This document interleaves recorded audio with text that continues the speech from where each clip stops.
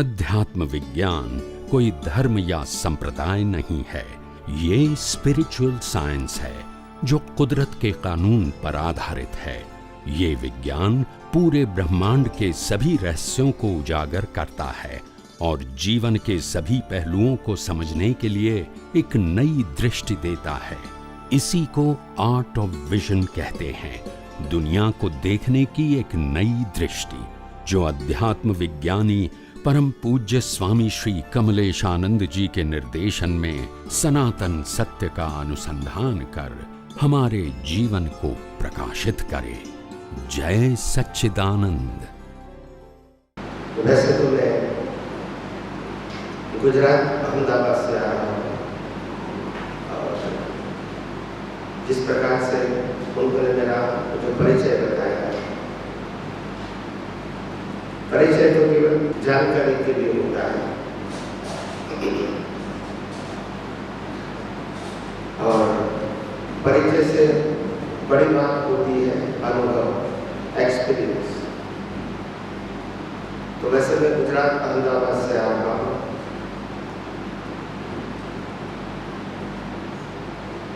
दाल बनी चाहिए, एजुकेशन कहो तो मास्टर ऑफ कॉमर्स का अध्ययन किया गुजरात यूनिवर्सिटी। इसके बाद जैन धर्म में पैदा हुआ। बचपन से लेकर आज तक हजारों साधु संत और सन्यासियों को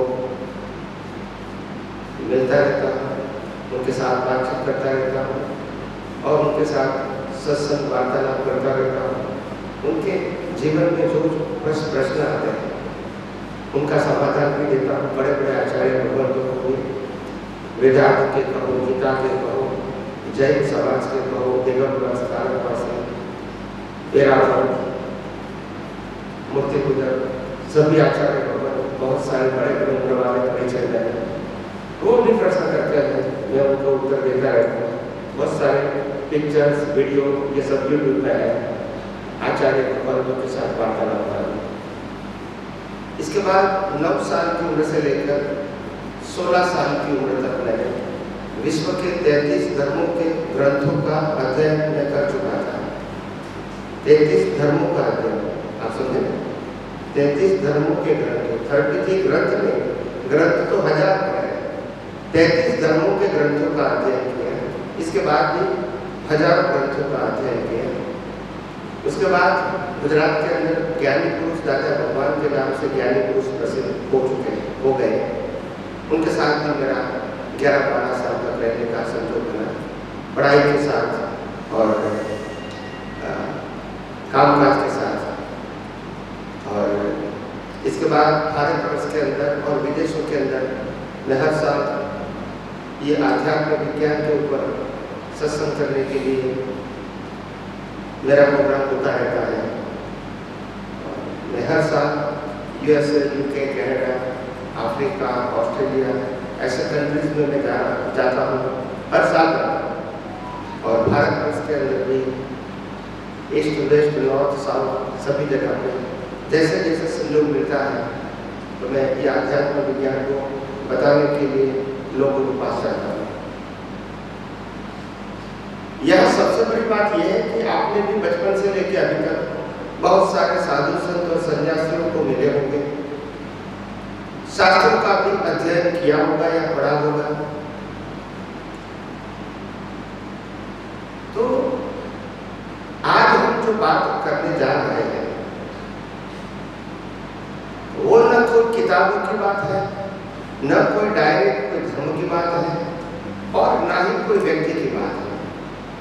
हम जो कुछ भी बात करेंगे वो सनातन सत्य की बात करेंगे और सनातन सत्य का मतलब है था, है और रहेगा।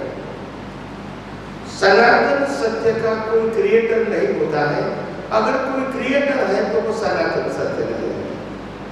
सनातन सत्य को अनुभव कर सकते हैं, बना नहीं सकते हैं। और जो बना सकते हैं वो टेम्पररी होता है, परमानेंट नहीं होता है, क्योंकि पहले नहीं था। तो मैं जो भी बात करूंगा वो सनातन सत्य की करूंगा, और ये सनातन सत्य की बातें कुदरती कानून और कुदरती रचना के ऊपर आधारित है। ये बात कोई धर्म संप्रदाय, गुरु या भगवान के बारे में नहीं है, हमारे व्यक्तिगत जीवन के बारे में है। हम कितने अवतारों से ये दुनिया में भटक रहे हैं हमारी अज्ञानता की वजह से। किसी को मानने न मानने से हम नहीं भटक रहे हैं, हम अपनी ही अज्ञानता की वजह से भटक रहे हैं। और इसीलिए आध्यात्म विज्ञान के अंदर हम ये बताने की कोशिश करते हैं कि वास्तव में हम कौन हैं और मनुष्य जीवन का मकसद क्या है। हम किसको पुरुषार्थ कहते हैं, किसको प्रारब्ध कहते हैं, या तो किसको कर्म कहते हैं और किसको कर्म फल कहते हैं। ये परिभाषा हमको मालूम ही नहीं है।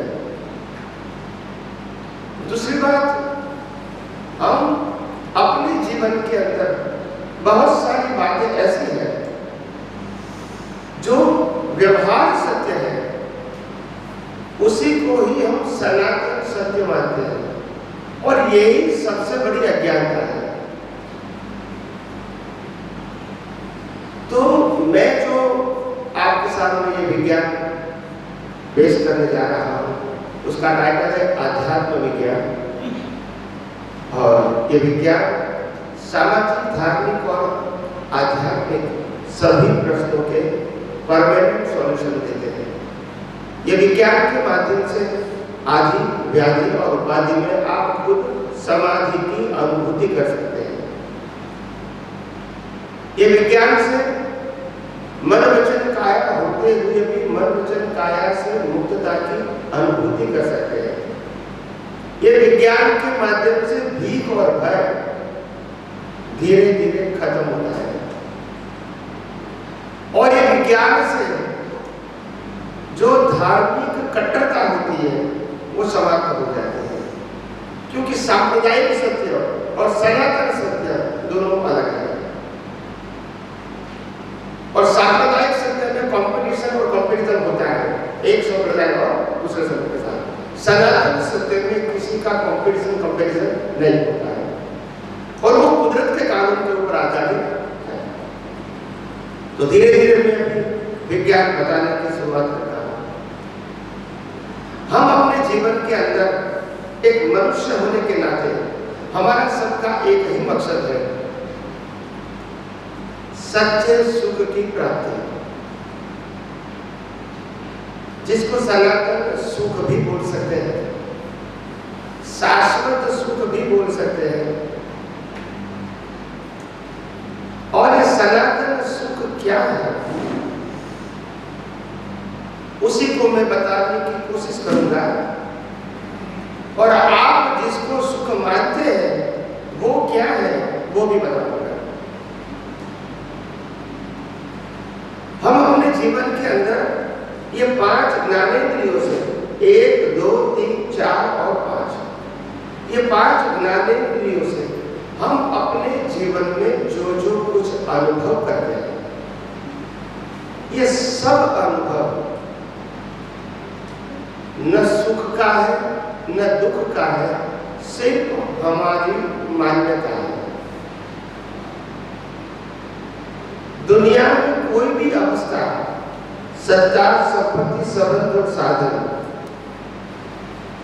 सुख और दुख देने के लिए नहीं है, कर्मों की भुगतान के लिए है। इसको आप सुख भी मान सकते हैं, दुख भी मान सकते हैं, वो आपकी मान्यता है। घर में बहुत सारी चीजों होने के बावजूद मेरे पास कार नहीं है, इसीलिए मैं दुखी हूं, ऐसा मान सकते हैं। अच्छा घर सुविधा वाला रहने वाला होते हुए भी मेरा मकान बहुत पुराना है, तो मैं दुखी हो सकता हूं। पति पत्नी और परिवार अच्छा मिला है, मगर मेरा कहना मानते नहीं है, तो मैं दुखी हो सकता हूं। मेरे पास जो पैसा है उससे मेरे पड़ोसी के पास या मेरे पहचान वाले के पास ज्यादा पैसा है तो मैं दुखी हो सकता हूं, मगर यह दुख की परिभाषा नहीं है, यह आपकी मान्यता है। या सुनो, जिसको खाना नहीं मिले, जिसको पहनने के लिए कपड़ा नहीं मिले, जिसको रहने के लिए छत नहीं मिले, अगर इसको दुख कहेंगे तो भी कोई व्यक्ति मान सकता है, मगर हमारा सुख दुख सिर्फ हमारी इंडिविजुअल मान्यता है, व्यक्तिगत बिलीफ है, वो फैक्ट नहीं है। और कुदरत के कानून के मुताबिक इस दुनिया में सुख और दुख जैसी कोई चीज है ही नहीं, सिर्फ आपके कर्मों के भुगतान है, जो भुगतान राम को, कृष्ण और महावीर को भी करनी पड़ी थी, मगर वो सुख दुख नहीं था, कर्मों का हिसाब था, और हिसाब खत्म करके उन्होंने भी मुक्ति दिया। तो कर्मों का हिसाब जरूर है, सुख दुख नहीं है, हमारी कल्पना है। मैं एग्जाम्पल देता हूं, जैसे कोई व्यक्ति कहेगा कि मेरे को कपड़ा, ये कलर का, डिजाइन का कपड़ा पहनना अच्छा लगता है, अगर ये पहनूंगा तो आई फील बेटर, मेरे को अच्छा लगता है, मगर कपड़े में सुख देने की शक्ति नहीं है, वो आपकी बिलीफ है। वही कपड़ा दूसरे को पहनाएंगे तो अच्छा, यानी कपड़े में तो सुख दुख देने की शक्ति नहीं है, आपकी मान्यता है, तो आप उसको सुख भी मान सकते हैं, दुख भी मान सकते हैं, वो आपकी मान्यता है। खाने की बात है, कोई चीज किसी को पसंद है, किसी को नहीं पसंद है।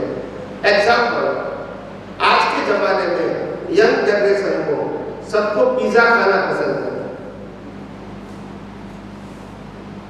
और पिज्जा खाएंगे तो उसको आनंद भी होगा, मगर कई लोग ऐसे भी हैं जिनके स्वास्थ्य के कारण, जिसके डाइजेशन के कारण, और जिसको दांत नहीं होता है उसके कारण, या तो टेस्ट अच्छा नहीं लगता है उसी के कारण वो पिज्जा नहीं खाता है, और कोई व्यक्ति उनको देता है तो बोला मेरे को पसंद नहीं। अगर पिज्जा में ही सुख देने का स्वभाव होगा तो सबको मिलना चाहिए, फिर मेरी मान्यता की क्या जरूरत है? मगर नहीं, पिज्जा न सुख देता है न दुख देता है, सुख दुख आपकी मान्यता है, वो खाने का साधन है, सुख दुख का साधन नहीं है। कपड़ा शरीर को ढांकने का साधन है, सुख दुख का साधन नहीं है। सुख दुख तो हम मानते हैं। यह सब कहीं व्यक्ति ज्यादा पढ़ती है, doctor, engineer, chartered accountant, lawyer, IT professional, तो उसको लगता है कि मैं बहुत कुछ पढ़ा हुआ हूँ, तो उनको लगता है कि दिस इज माय स्टेटस समाज में। मगर एक बात जरूर ध्यान रखना, हर प्रकार का जो स्टेटस होता है उसके पीछे सर्विसेज होती है। क्या होती है? सर्विसेज। और आज क्या बन गया है? कमर्शियल बन गया है। तो इसमें भी कंपटीशन और कंपैरिजन रहेगा। तो पैसा होते हुए भी दुखी होंगे क्योंकि दूसरा उनसे आगे निकल जाए। यह सब बिजनेस करता हूं, पैसा कमाता हूं, घर परिवार अच्छा चलता है, मगर मेरा कॉम्पिटिटर आगे निकल गया, इसीलिए मैं दुखी हूं। तो सुख दुख फैक्ट है या बिलीफ है? वास्तविक है या मान्यता है? मान्यता है, हकीकत में नहीं है।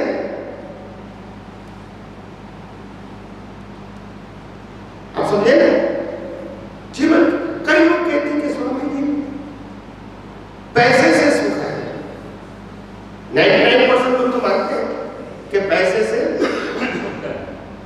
सुख है, और हम इस समाज के अंदर जिसको वंदन करते हैं, जिसको चारित्रवान बोलते हैं, जिसको त्यागी बोलते हैं, जिसको गुरु या भगवान भी बोलते हैं, वो पैसे से नहीं है, ज्ञान से है। यस हो तो यस हो तो पैसे से सुख मिलता है। पैसा जीवन जीने का साधन है, वो करेक्ट है, सुख का साधन नहीं है। हर चीज व्यवहार में जीवन जीने का साधन जरूर है, मगर वो सुख का साधन नहीं हो सकता। और अगर आपको सुख पाना है तो सुख कहाँ है, सुख किसमें है, वो पहले जानना पड़ेगा। बिना जाने आप प्रयास नहीं कर सकते। तो बाहर दुनिया में कोई जगह सुख दुख जैसी चीज नहीं है। क्यों नहीं है?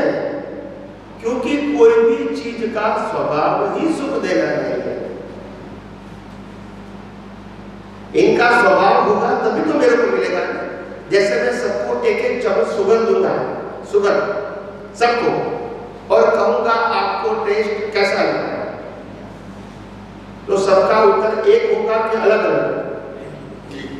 एक ही होगा, क्योंकि मिठास वो शुगर का स्वभाव है, इसमें आपके बिलीफ की जरूरत नहीं है। मगर मैं कपड़े की बात करूंगा तो कोई कहेगा मेरे को अच्छा लगता है, कोई कहेगा पसंद नहीं है। खाने की बात करूंगा, कोई कहेगा मेरे को पसंद है, कोई कहेगा नहीं पसंद है। मकान की बात करूंगा, ये मकान अच्छा है, कोई कहेगा अच्छा नहीं है। यानी सब अपना अपना व्यू पॉइंट बताएंगे, क्योंकि इसका स्वभाव सुख दुख देना नहीं है। आपकी मान्यता है तो सुख भी लग सकता है और दुख भी लग सकता है। वास्तव में सुख कहाँ है, पहले है या नहीं, और दूसरी बात है तो कहाँ है। और मैं जो सुख की बात करता हूँ वो सनातन सुख की बात करता हूँ। कौन सा सुख? सनातन, जो था है और रहेगा, हमको अनुभव करना है खाना बस। वो सनातन सुख को बनाना नहीं है ही। तो सुख और दुख दुनिया में बाहर नहीं है, बाहर तो कर्मों का फल है। लेबर आप लगाते हैं। एक एग्जाम्पल दे दूं, एक मंदिर के बाहर बड़ा मंदिर है और मंदिर के बाहर एक भिक्षुक बैठा है, और दिवाली जैसा बड़ा त्योहार है और वहां खड़ा है, और भिक्षुक बोलता है कि ये बड़ा दिन है, कुछ दान पुण्य करो। तो आपने इसको 10 रुपए की नोट दे दिया,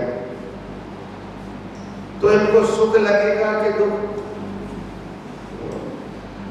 वही मंदिर के पास कोई बीडब्ल्यू गाड़ी लेकर आया परिवार के साथ, वो भी मंदिर में गए, मंदिर में जाके बाहर आया, तो मैंने उसको भी 10 रुपया दिया, तो उनको सुख लगेगा कि नोट एक ही है, देने वाला मैं ही हूं, एक को सुख एक को दुख। क्यों? यही बताना है मान्यता। आपकी मान्यता में सुख है, आपकी मान्यता में अपमान है। नोट में तो फर्क नहीं है, देने वाले में फर्क नहीं है, लेने वाले की मान्यता क्या है। तो संसार में सुख दुख जो लोग अनुभव करते हैं उनकी मान्यता के आधार पर है।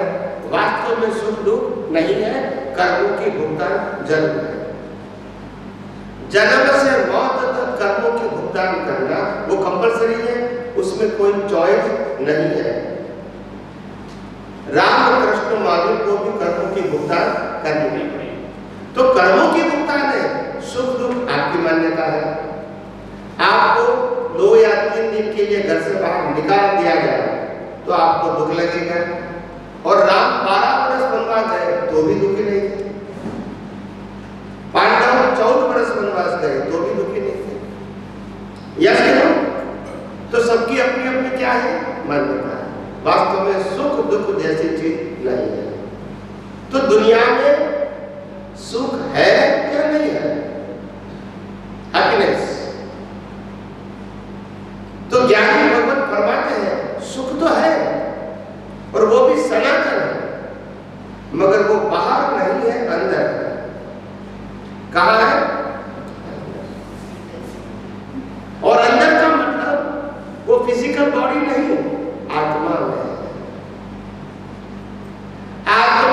शुद्ध ही अनंत सुख वाला है, मगर क्योंकि हम इसको जानते नहीं है या तो अनुभव नहीं किया है और इसीलिए मालूम नहीं है।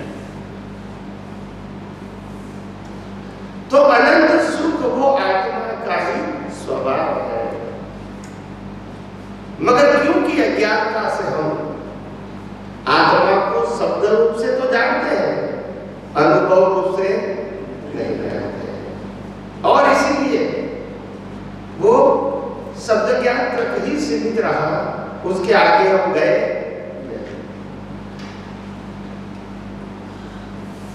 प्रश्न ये है कि अगर आत्मा में सुख है, ऐसा हम कैसे माने? आत्मा में सुख है ऐसा हम कैसे माने? आत्मा में सुख है तभी तो हम सुख ढूंढ रहे हैं।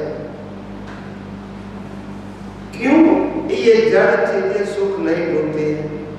क्योंकि अंदर आत्मा नहीं। या सुनो, जितने भी जीव है क्रिएचर्स, वो सुख ढूंढते हैं। क्यों? क्योंकि सुख तो अंदर है और ढूंढते हैं और इसीलिए मिलता नहीं। अगर अंदर आत्मा में सुख नहीं होता है तो मैं सुख क्यों ढूंढूंगा? इतनी सारी चीजें मैं क्यों सुख ढूंढूंगा? मगर सुख इनका स्वभाव है और बिना आत्मा शरीर का अस्तित्व हो सकता है? बताइए, ध्यान से सुनना। बिना आत्मा शरीर का अस्तित्व हो सकता है? बिना आत्मा ज्ञान या अनुभूति हो सकती है? नहीं। बिना आत्मा मन वचन काया काम कर सकता है? नहीं। आप समझे? तो आत्मा नहीं है तो शरीर की कोई वैल्यू नहीं। और हम अज्ञानता से शरीर की ही वैल्यू करते हैं, आत्मा की नहीं। अज्ञानता के वश में शरीर की वैल्यू करते हैं, आत्मा की नहीं करते। और इसीलिए कई अवतारों से हम भटक रहे हैं, अज्ञानता के वश।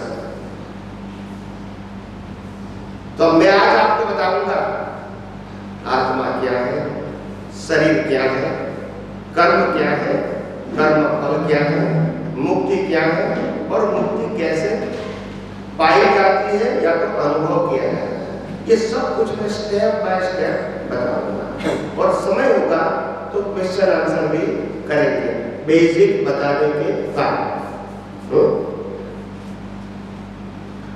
तो अगर आत्मा नहीं है तो शरीर नहीं है, आत्मा नहीं है तो पुनर्जन्म हो सकता है? बताइए। आत्मा नहीं है तो कर्म का सिद्धांत लागू होगा? आप समझे? आत्मा नहीं है तो मुक्ति हो सकती है?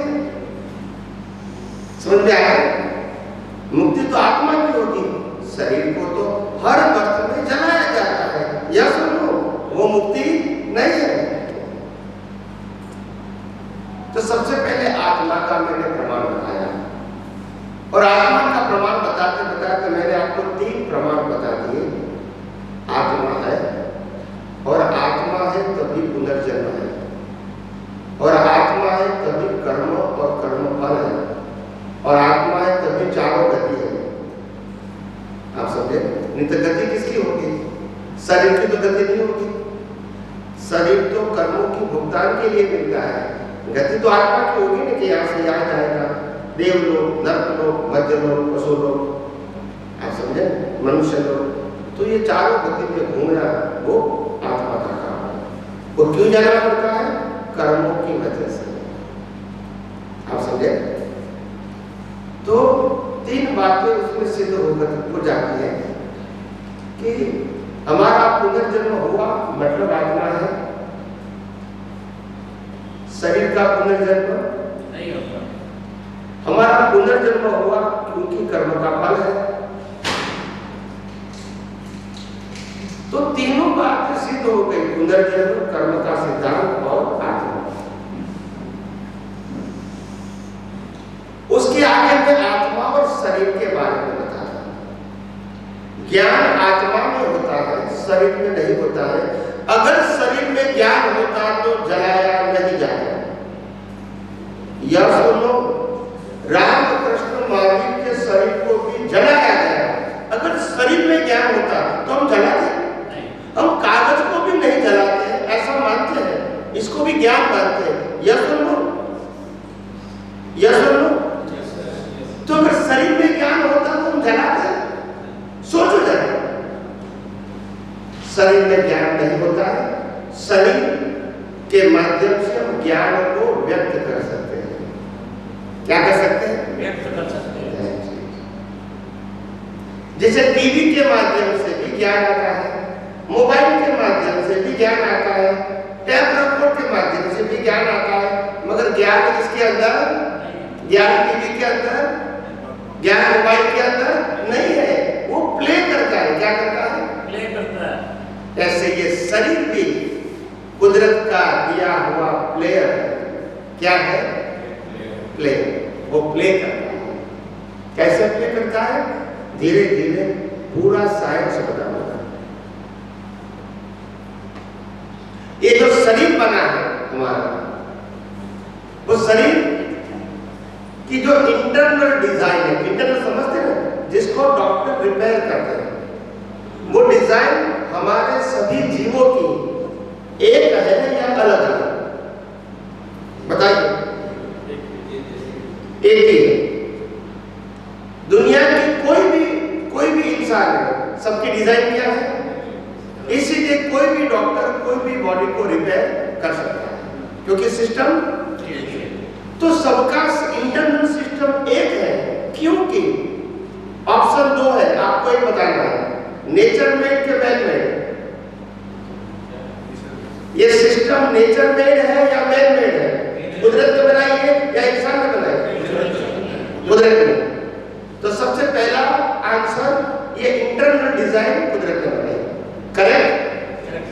नाउ सेकंड क्वेश्चन, ये फिजिकल बॉडी जो दिखता है हमको, फिजिकल बॉडी जो पंच महाभूतों से बना है, पृथ्वी, जल, वायु, अग्नि और आकाश।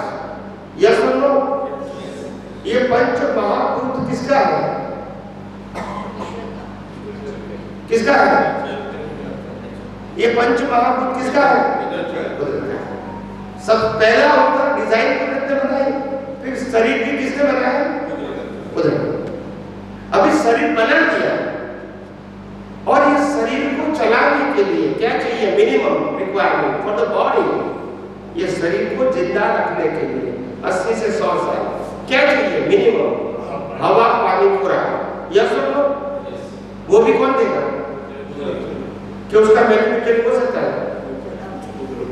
कुदरत देगी हवा, पानी और खुराक, जो minimum requirement to survive this body, to live this body. इनको जिंदा रखने के लिए हवा, पानी, खुराक चाहिए, वो भी कौन देगा?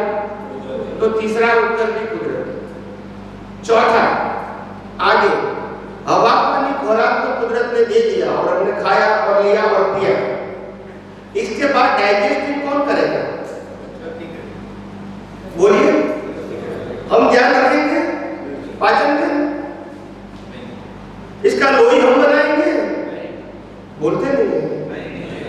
और पूरी शरीर में हम ब्लड को फैलाएंगे, हम करेंगे? तो कौन करेगा? कुदरत करेगा। देखो, डिजाइन कुदरत की, पंच महाभूतों का शरीर कुदरत का, जिंदा रखने के लिए हवा, पानी, खुराक कुदरत का, और हवा, पानी, खुराक पाचन करके ब्लड बना के पूरी बॉडी में फैलाना, इसका काम भी कुदरत का। इसके आगे जाएंगे, जब शरीर का जन्म होता है तो क्या माँ बाप वो सिलेक्ट करता है? नहीं।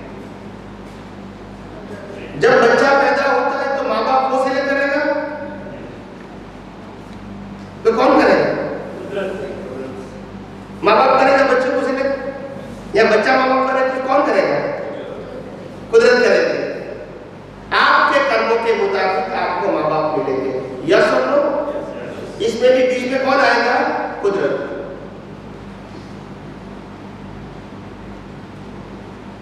माँ बाप हम सिलेक्ट नहीं कर सकते हैं, भाई बहन भी सिलेक्ट, जन्म के साथ रहने का घर भी सिलेक्ट, जन्म के साथ जो धर्म मिलता है वो भी सिलेक्ट।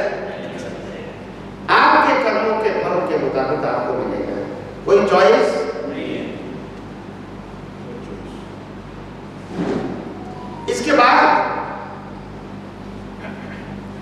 जीवन के हर संजोग मिलेंगे कर्म के भुगतान के, जिसको हम पाप पुण्य कहते हैं या सुख दुख कहते हैं। वो हर संजोग कौन बनाएंगे? बोलिए, कल क्या होगा आपको मालूम है? मगर जो भी संजोग अच्छा या बुरा आएगा वो संजोग कौन बनाएगा? कौन बनाएगा? कुदरत। और लास्ट में श्वास बंद भी कौन करेगा? कुदरत ही करेगा। अभी आप मेरे को बताओ, अभी आप मेरे को कंक्लूजन करके बताओ, शरीर में हम कहाँ हैं? बताइए, ये फिजिकल बॉडी में हम कहाँ हैं? नहीं, आपको बताना पड़ेगा। यू ऑल है, पढ़े लिखे हैं, इंटेलिजेंट है, बिजनेसमैन है। मैंने क्या प्रश्न पूछा? शरीर में हम कहाँ हैं? कोई जगह पे है?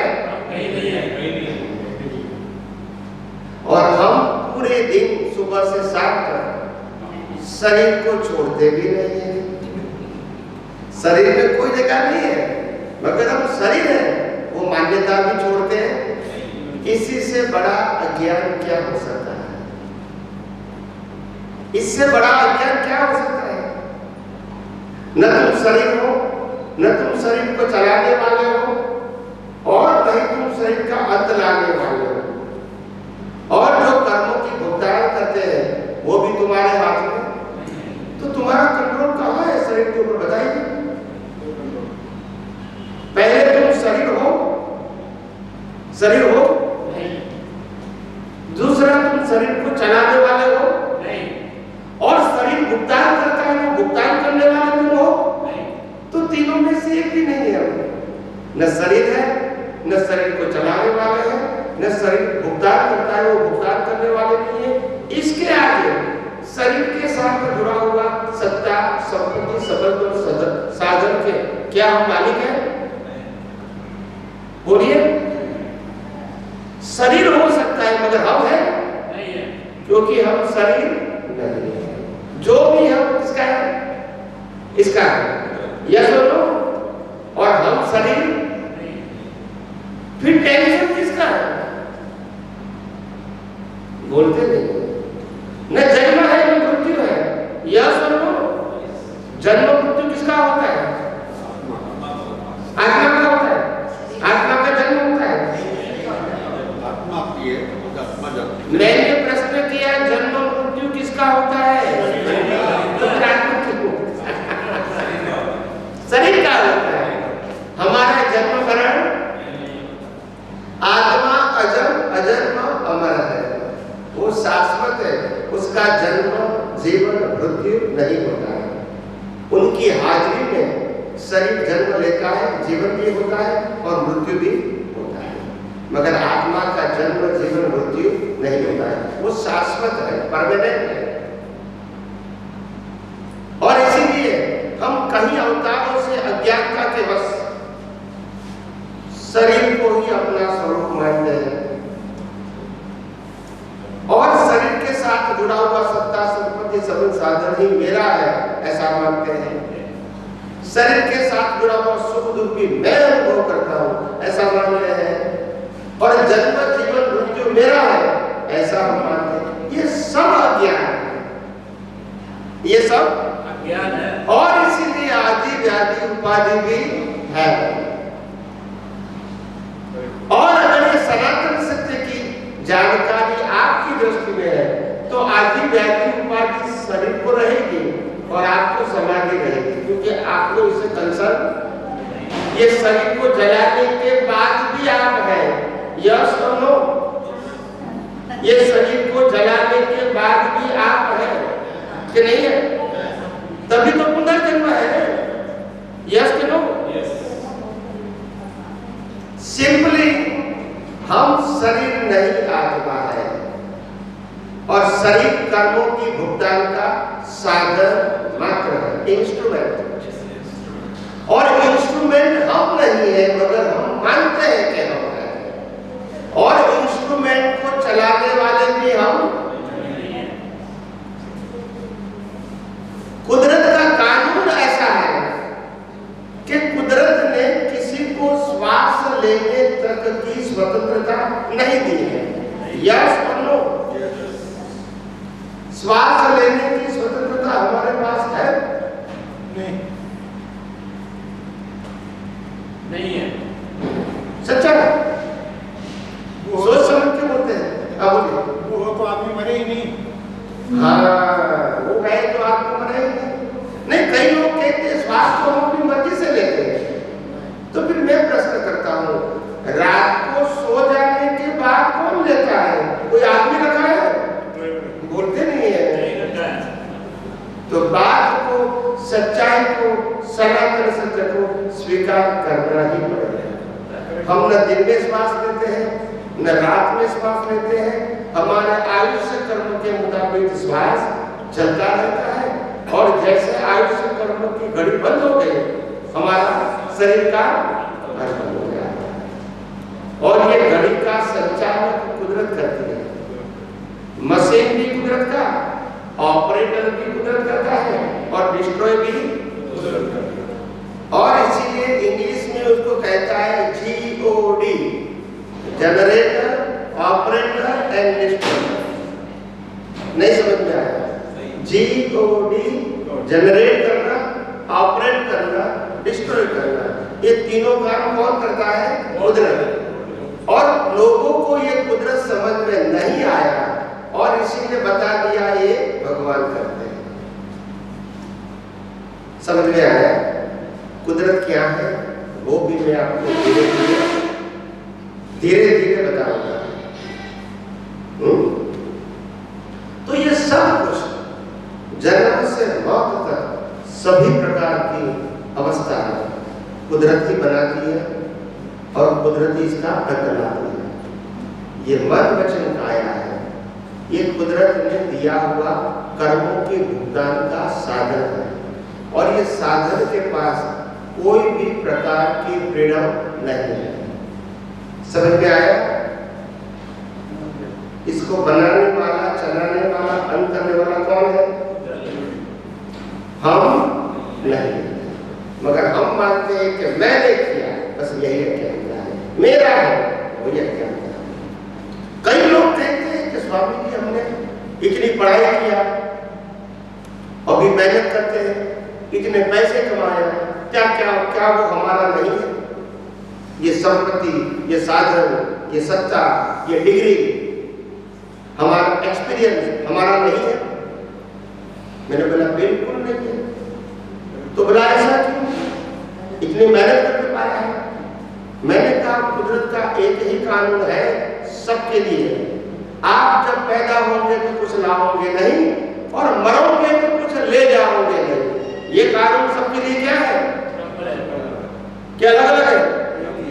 माने यार कोई फर्क? तो अगर आपका है तो फिर ले जाओ, बोलते नहीं है। अगर आप कहते मेरा है तो फिर ले जाओ ना, फिर छोड़ के क्यों जाते हो? अगर आप मानते हैं कि आप मेरा हो तो फिर लेकर जाओ। लेके नहीं जा सकते तो लेके नहीं जा सकते, मतलब ही तुम्हारा। तो कई लोग प्रश्न करते हैं कि स्वामी जी फिर कुदरत देती क्यों है फिर? तो मैंने कहा इसी को कहते हैं कर्म। क्या बोलते हैं? देना और लेना, यही कर्म है। क्या बताया? कुदरत देती है और लेती है, यही तो कर्म की भुगतान है। यही तो कर्म की। माँ बाप दिया, ले लिया, भाई बहन दिया, दिया ले लिया, पति पत्नी दिया ले लिया, यस और नो, संपत्ति दिया ले लिया, परिवार लिया ले लिया, देने वाला भी वो, लेने वाला भी वो है। क्यों? क्योंकि आप इस दुनिया के अंदर शरीर के साथ सत्ता, संपत्ति, संबंध और साधन के मालिक नहीं हो सकते। आप इसका यूजर हो, क्या हो, और बन जाते हैं ओनर। इसका आप मार खाते है यूजर, जो कुदरत देती है आप उसका उपयोग करो, क्योंकि आपको कुदरत ने दिया है, मगर मालिक मत बनो, छोड़ के ही जाना है। और ये सनातन सत्य है, ये कोई सांप्रदायिक सत्य नहीं है, सबको लागू होता है। यस और नो? ये धार्मिक सत्य नहीं है, ये सनातन सत्य है, ये लॉ ऑफ नेचर है, कुदरत का कानून, जो सबके लिए क्या है, पूरे विश्व में एक ही है।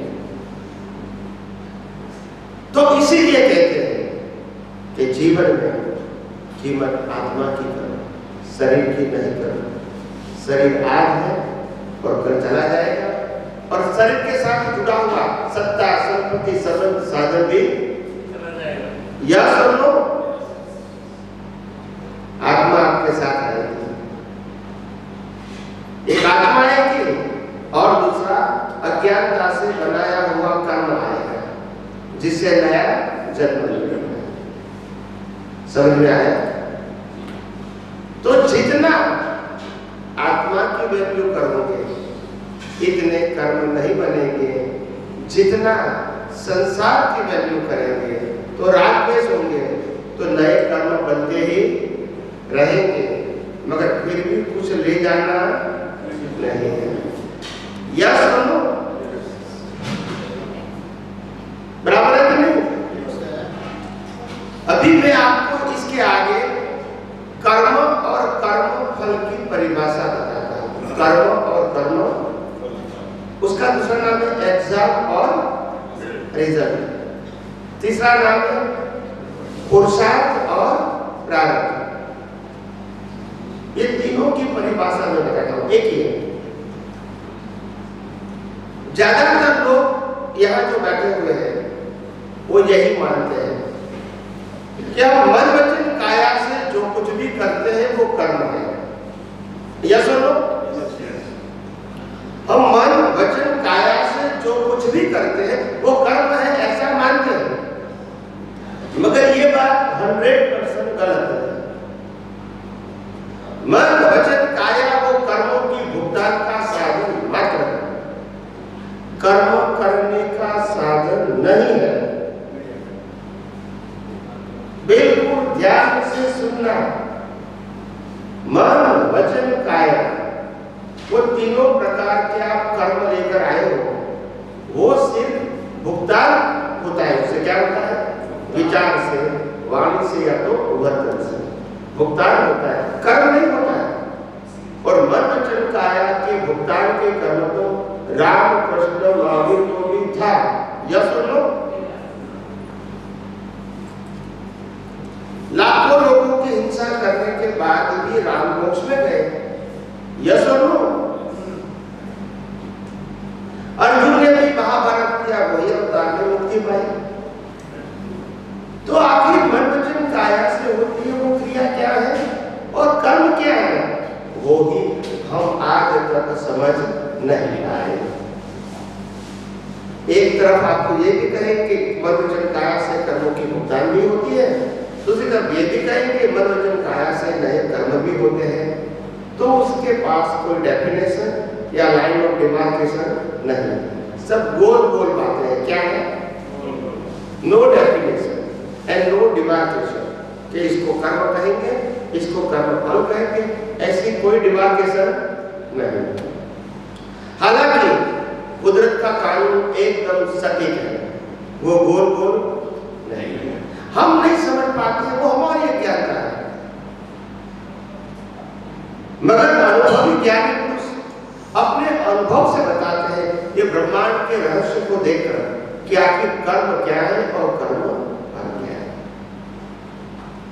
तो मैं आपको अभी डेफिनेशन देता हूं, परिभाषा, बिल्कुल ध्यान से सुनना। कर्म फल की परिभाषा किसकी? कर्म। जन्म से मौत तक मन वचन काया से जो कुछ भी होता है वो 100% कर्म फल है, उसमें कर्म का अंश नहीं है। मैं रिपीट करता हूं, जन्म से मौत तक मन वचन काया से जो कुछ भी होता है वो 100% कर्म फल है, उसमें कर्म का अंश नहीं है। और कर्म क्या है? मन वचन काया से भुगतान करते समय आपका भाव क्या है वो कर्म है। जैसा भाव वैसा भाव, जिसका भाव बिगड़ा इसका भाव बिगड़ा, वो आपने बहुत बार सुना होगा। भाव से भाव है, मन वचन काया की क्रिया से भाव नहीं। कर्म भाव से करते हैं। और जैन धर्म में तो बताया गया है, भावे भावना भाविये, भावे दीजे दान, भावे धर्म आराधिये और भावे केवल ज्ञान। तो भाव शब्द है, भाव से कर्म होता है। किससे होता है? और भाव कभी बाहर दिखते नहीं। और जो बाहर दिखते हैं वो कर्म नहीं मगर कर्म। और कर्मों की फल की भुगतान सबको कंपलसरी है, क्योंकि कुदरती काम है, उसमें आपके पास चॉइस नहीं है। राम, भगवान श्री राम भी इतने समर्थ थे, फिर भी वो रावण को समझाने में फेल हुए और युद्ध करना ही पड़ा और लाखों लोगों की मृत्यु हुई कि नहीं? तो इतने समर्थ होने के बाद भी समझाने में फेल हुए, क्योंकि यही कर्म का फल था। श्री कृष्ण भगवान वासुदेव नारायण वो भी समर्थ थे, मगर वो दुर्योधन को समझाने में फेल हुए। यह सुनो, और महाभारत हुआ और लाखों लोगों की हिंसा हुई। ये भी कर्म का फल। समझ में आया? कर्म के फल को कोई टाल नहीं सकता। प्रयास कर सकते हैं मगर वही होगा जो कुदरत को मंजूर होगा। समझ में आया? और भगवान महावीर गोसालक को समझाने में फेल हुए। यह सुन लो,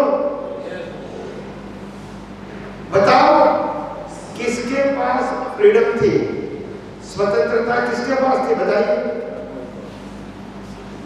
शरीर में स्वतंत्रता हो सकती है और हम क्या मानते हैं? हम तो मुक्त हैं। हो सकता है कोई? कितना क्या जब हम शरीर ही नहीं है, चलाने वाले भी नहीं है, भुगतान करने वाले भी नहीं है, और सत्ता संपत्ति सबल साधन भी हमारा नहीं है, और जन्म जीवन मृत्यु भी हमारा नहीं है, फिर भी हम मानते हैं। उसी से बड़ा अज्ञान कौन सा हो सकता है? बताइए। और यही अज्ञान से हम कहीं अवतारों से भटक रहे हैं। हम कोई भगवान को माने, गुरु को माने, या क्रियाकांड करे या न करे, मंदिर में जाए न जाए, इसी से कर्म नहीं बनता है। कर्म अज्ञान से बनता है। रामकृष्ण महावीर कभी आपको कर्म के बंधन के लिए बीच में नहीं आए। समझ में आता है? कर्म अज्ञानता से होता है और अज्ञानता से भाव बनता है।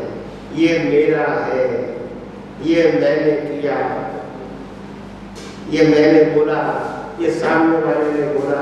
आप समझे? बस यही अज्ञानता है। हमारे पास न मन वचन काया है और न ही मन वचन काया को चलाने की स्वतंत्रता है। कुदरत ने ही उसको बनाया है, कुदरत ही चलाती है और कुदरत ही इसका अंत लाती है। हम तो मन वचन काया से मुक्त, ऐसे शुद्ध आत्मा।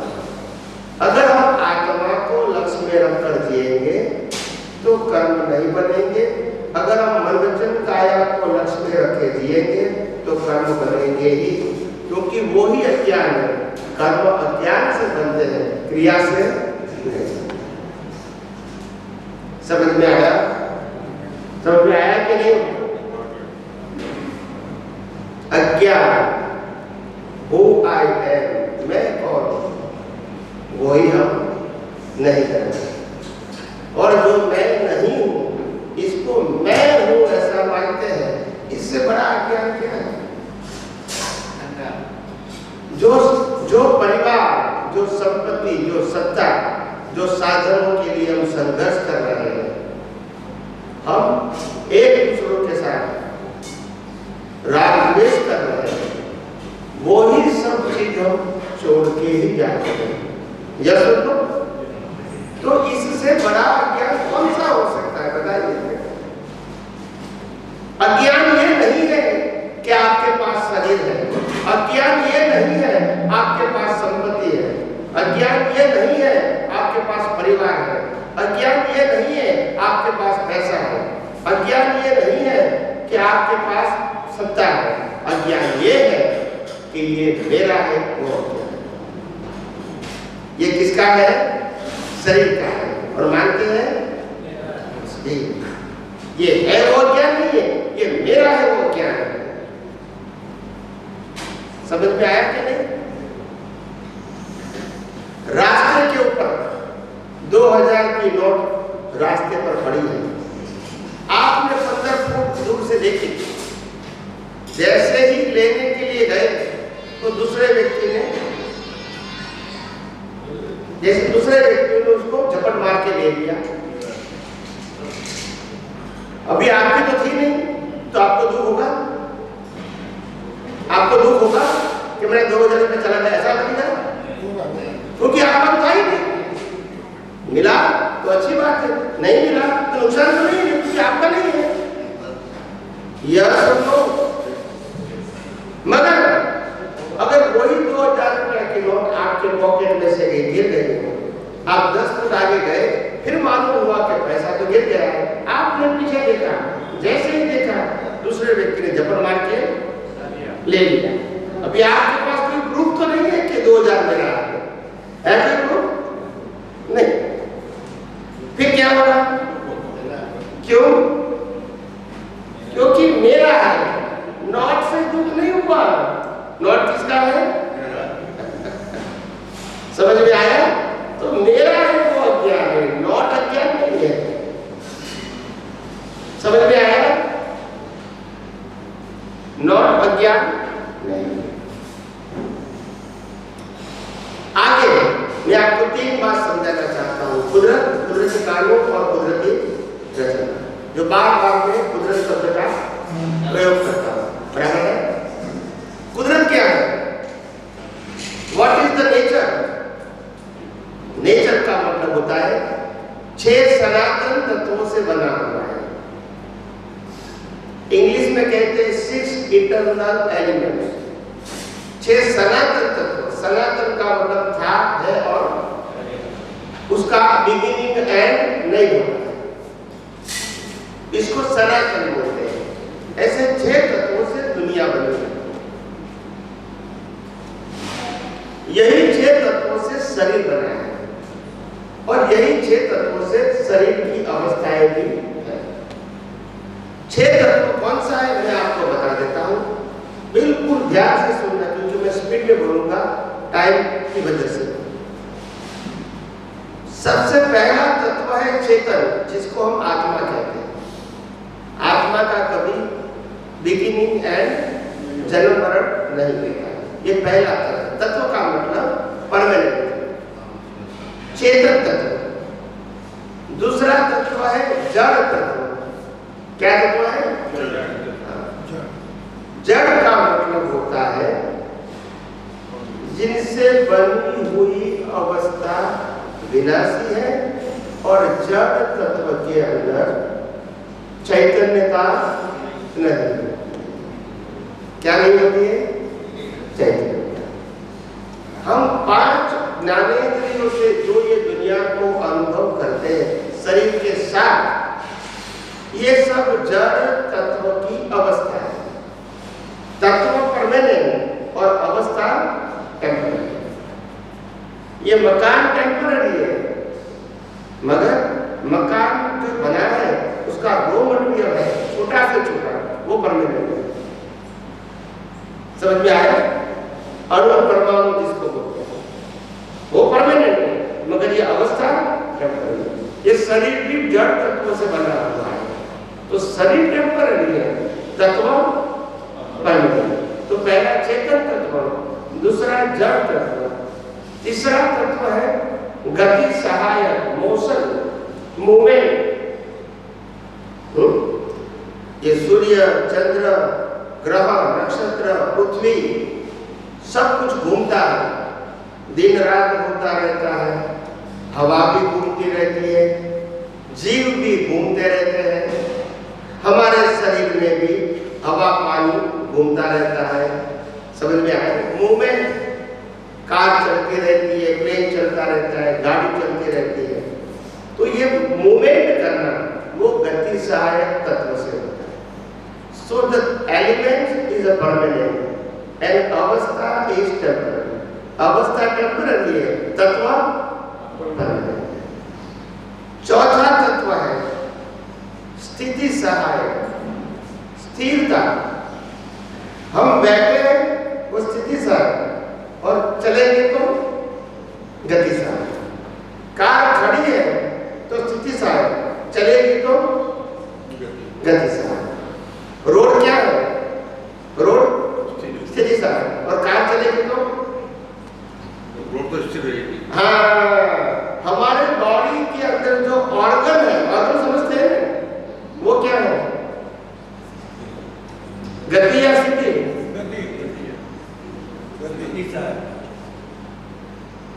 ऑर्गन घूमते हैं।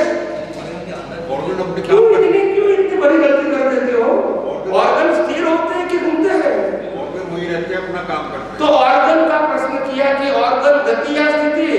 स्थित रहते हैं और अपना काम करते तो दोनों में से एक सिलेक्ट करोगे, गति है कि स्थिति? स्थिति। और ब्लड सर्कुलेशन, ब्रीदिंग, हैं। अभी समझ में आया? ब्रीदिंग और ब्लड सर्कुलेशन वो गति सहायक है, ऑर्गन स्थिति सहायक है। तो गति और स्थिति दोनों का क्या है? कॉम्बिनेशन है, एक दूसरों से पूरक है। पूरा समझते? पूरा समझते? एक दूसरे का क्या है? पूरक है। तो चार मैंने बताया, अभी पांचवा तत्व समय तत्व, टाइम। कोई भी अवस्था को बिना टाइम आइडेंटिफाई नहीं कर सकेंगे। कर सकेंगे? समय, दिन, सुबह, शाम, रात होना, ठंडी गर्मी, बारिश होना, पूनम अमास होना, बढ़ती ओट होना, और जीवन की सभी अवस्थाएं समय तत्व के साथ जुड़ी हुई है। यह सुनो, सबका अपना अपना फिक्स टाइम होता है। क्या होता है? तो पांचवा तत्व समय तत्व परमानेंट है, अवस्था टेम्पररी। और लास्ट छठा तत्व स्पेस, जिसमें एक्टिविटीज होती है। अगर स्पेस नहीं होती तो हम कैसे घूम सकते हैं? ये सब नक्कर होता तो हम मूवमेंट कर सकते हैं? हमारा बॉडी नक्कर होता तो श्वास ले सकते हैं, पानी पी सकते हैं? नहीं पिएंगे। स्पेस है तभी करेंगे ना।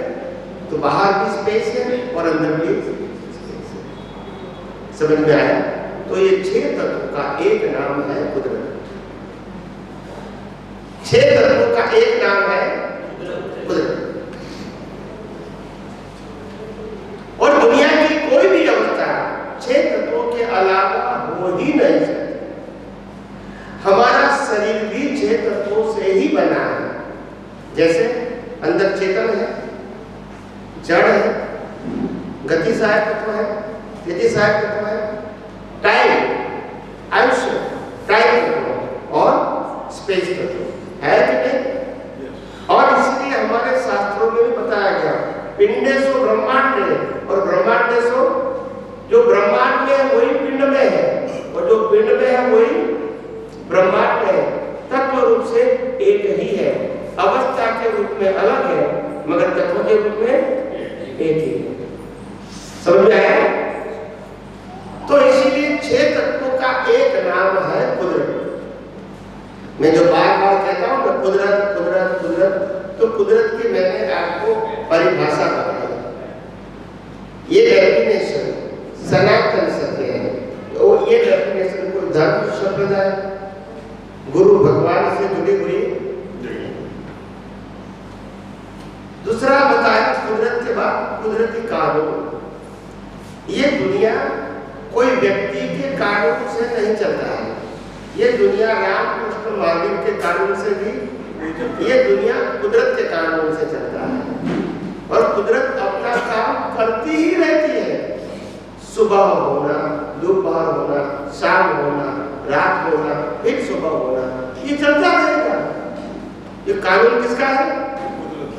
कब अमास होगी, कब पूनम होगा, ये कानून किसका है? कब बढ़ती होगी, कब ओट होगी, ये कानून भी किसका है? और हम अपने जीवन में जो कर्म बनाते हैं उनका फल कौन डिसाइड करेगा? बताइए, हम करेंगे? कुदरत करेगी।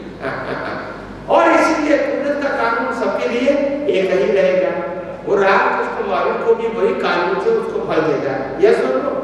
और इसीलिए कुदरत का कानून वो सनातन सत्य है। तुम मानो या न मानो, कानून तो लागू होगा ही। नहीं मानोगे तो भी। यह सुनो, कुदरत का कानून तुम्हारी व्यक्तिगत मान्यता का ऊपर आधारित नहीं है। वो सबके लिए क्या है? एक ही है और एक ही रहेगा। उसमें कोई परिवर्तन नहीं होगा। तो कहने का मतलब पहला कुदरत, दूसरा कुदरती कानून। हमारा जन्म, जीवन और मृत्यु ये भी कुदरती कानून के अधीन है। उसके आगे कुदरती रचना। ये 5 इंद्रियों से दुनिया में जो कुछ भी हम अनुभव करते हैं, ये रचना किसने बनाई? कुदरत। ये शरीर भी कुदरत ने बनाया, संयोग भी कुदरत बनाया, दिन रात सब कुदरत ने बनाया, धरती और कुदरत ने बनाया, ठंडी गर्मी बारिश कुदरत ने बनाया, बड़े बड़े समंदर, नदियां, पहाड़ कुदरत ने बनाया। ये वनस्पति भी कौन बनाती? जो खाते हैं वो कौन बनाती है? कुदरत के अलावा मनुष्य का जीवन भी संभव नहीं है। तो कुदरत, कुदरती कानून और कुदरती रचना मैंने आपको बता दिया। ठीक है, पहले बताया सुख कहाँ है, दूसरा बताया कर्म, कर्म, दूसरा बताया मैंने आत्मा, पुनर्जन्म, आत्मा की बात बताई, पुनर्जन्म की बात बताई और कर्म का सिद्धांत। ये तीनों बताया। इसके आगे मैंने आपको ये बताने की कोशिश किया कि ये दुनिया जो होती है वो कैसे चलती है, कुदरत, कुदरती कानून और कुदरती रचना से। उसको भी मैंने डिटेल से आपको बता दिया। समझ में आया? और हमारा पूरा जीवन का कंट्रोल कुदरत के पास है। ये शरीर के लिए मैंने डिटेल में बताया। कौन का? क्रिएटर, ऑपरेटर, डिस्ट्रॉयर कुदरत है। शरीर के बारे में बताया डिटेल में। यानी इतनी सारी मैंने आपको बातें फंडामेंटली बताई। इसका नाम है आध्यात्म विज्ञान। समझ में आया? विज्ञान तो बहुत बड़ा है। मैंने आपको आज बेसिक बताने की कोशिश की। इसके अलावा अभी मैं आपको ज्यादा नहीं बताऊंगा, मगर जिन जिन व्यक्तियों को कोई भी प्रकार की शंका है, प्रश्न है, कंफ्यूजन है, क्वेरी एंड क्वेश्चन है, तो बारी बारी से मेरे को कर सकते हैं। हो सके इतना प्रश्न बिल्कुल संक्षिप्त करना, लंबा लंबा नहीं करना। आप समझे ना? आपको जो पूछना है सीधा पूछ लेना। ठीक है? तो बारी बारी से पूछो, भाई बहन जिसको भी प्रश्न करना है। मैं भी उत्तर बिल्कुल सिंपल दूंगा, लंबा लंबा नहीं बताऊंगा। और अभी तक जो मैंने प्रिंसिपल बताए उसी प्रिंसिपल के आधारित मेरे प्रश्न का उत्तर रहेगा। समझ में आ गया? तो जिसको भी प्रश्न करना है प्लीज कर सकते हैं। यस, आपने कहा कि हमारा जो जन्म पूर्व जन्म का जो कर्म है वो जब अगले जन्म में अपने को भुगतना पड़ता है या हम उसको उसका निवारण करना पड़ता है। इस जन्म का कर्म यदि पूर्व जन्म ही निश्चित है तो इस जन्म का जो कर्म का फल कैसे, उसको कैसे कंटिन्यू करेंगे? पिछले जन्म का कर्म करने के लिए तो ये जन्म हुआ है, हो गया, तो इस जन्म का क्या कर्म है, या कम रह गया, नहीं हो पाया, तो अगला जन्म है, उसको करेक्शन करने के लिए कैसे? आप बोलते हैं भगवान का पूजा करो, हाँ। जब कर्म में लिखा हुआ है भगवान का पूजन करने को करेगा, नहीं तो नहीं करेगा। बराबर। मैंने कहा कर्म दो शब्द का प्रयोग किया, कर्म भाव से बनते हैं और कर्म अज्ञान से बनते हैं। ये दो शब्द का मैंने प्रयोग बार बार किया, अगर आपने ऑब्जर्व किया होगा। कर्म अज्ञान से बनते हैं, कर्म भाव से बनते हैं, कर्म मन वचन काय की क्रिया से नहीं बनते हैं। मगर क्रिया के साथ जो अज्ञान है तभी राग द्वेष होगा, तभी भाव होगा और तभी कर्म बनेगा, और वो कर्मों का फल नेक्स्ट जन्म में मिलता है। जैसा भाव वैसा भाव, जिसका भाव बिगड़ा इसका भाव बिगड़ा, जैसी मति वैसी गति। धन्यवाद धन्यवाद धन्यवाद। आइए प्लीज बैठ के शांति से प्रश्न करना प्लीज। महात्मा बुद्ध ने कहा था कि भगवान है ही नहीं, आपके क्या विचार है इस बारे में? महात्मा बुद्ध ने कहा था भगवान है ही नहीं, बात उनकी सही है। क्या बताया? भगवान है ही नहीं। मनुष्य के रूप में कोई भी व्यक्ति विश्व में भगवान न थी, न है, न रहेगी। आत्मा के रूप में भगवान थी, है और रहेगी। मैंने दो सेंटेंस बोला, बिल्कुल ध्यान से सुनना, आपको रिपीट करता हूं। मनुष्य के रूप में दुनिया में कोई भी व्यक्ति भगवान न था, न है, न रहेगा। आप मान सकते हैं है नहीं, मगर आत्मा के रूप में भगवान था, है और रहेगा।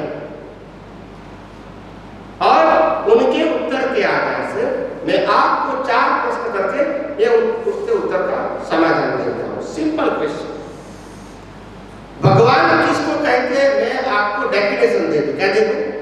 परिभाषा, ताकि प्रॉब्लम क्या हो जाए, सॉल्व। मैं भगवान की डेफिनेशन देने के लिए आपको 4 सिंपल क्वेश्चन करूंगा, आप सब इसके लिए यूज्ड हो। सबसे पहला प्रश्न, भगवान नामी है या अनामी? भगवान नामी है या अनामी? चूज एनिमल, जिसका नाम है उसका नाश है, यस और नो? तो पहला होता है भगवान अनामी है। प्रश्न नंबर 2, भगवान रूपी है या अरूपी? जिसका रूप है उसका भी, तो भगवान भगवान अनामी है, भगवान अरूपी है।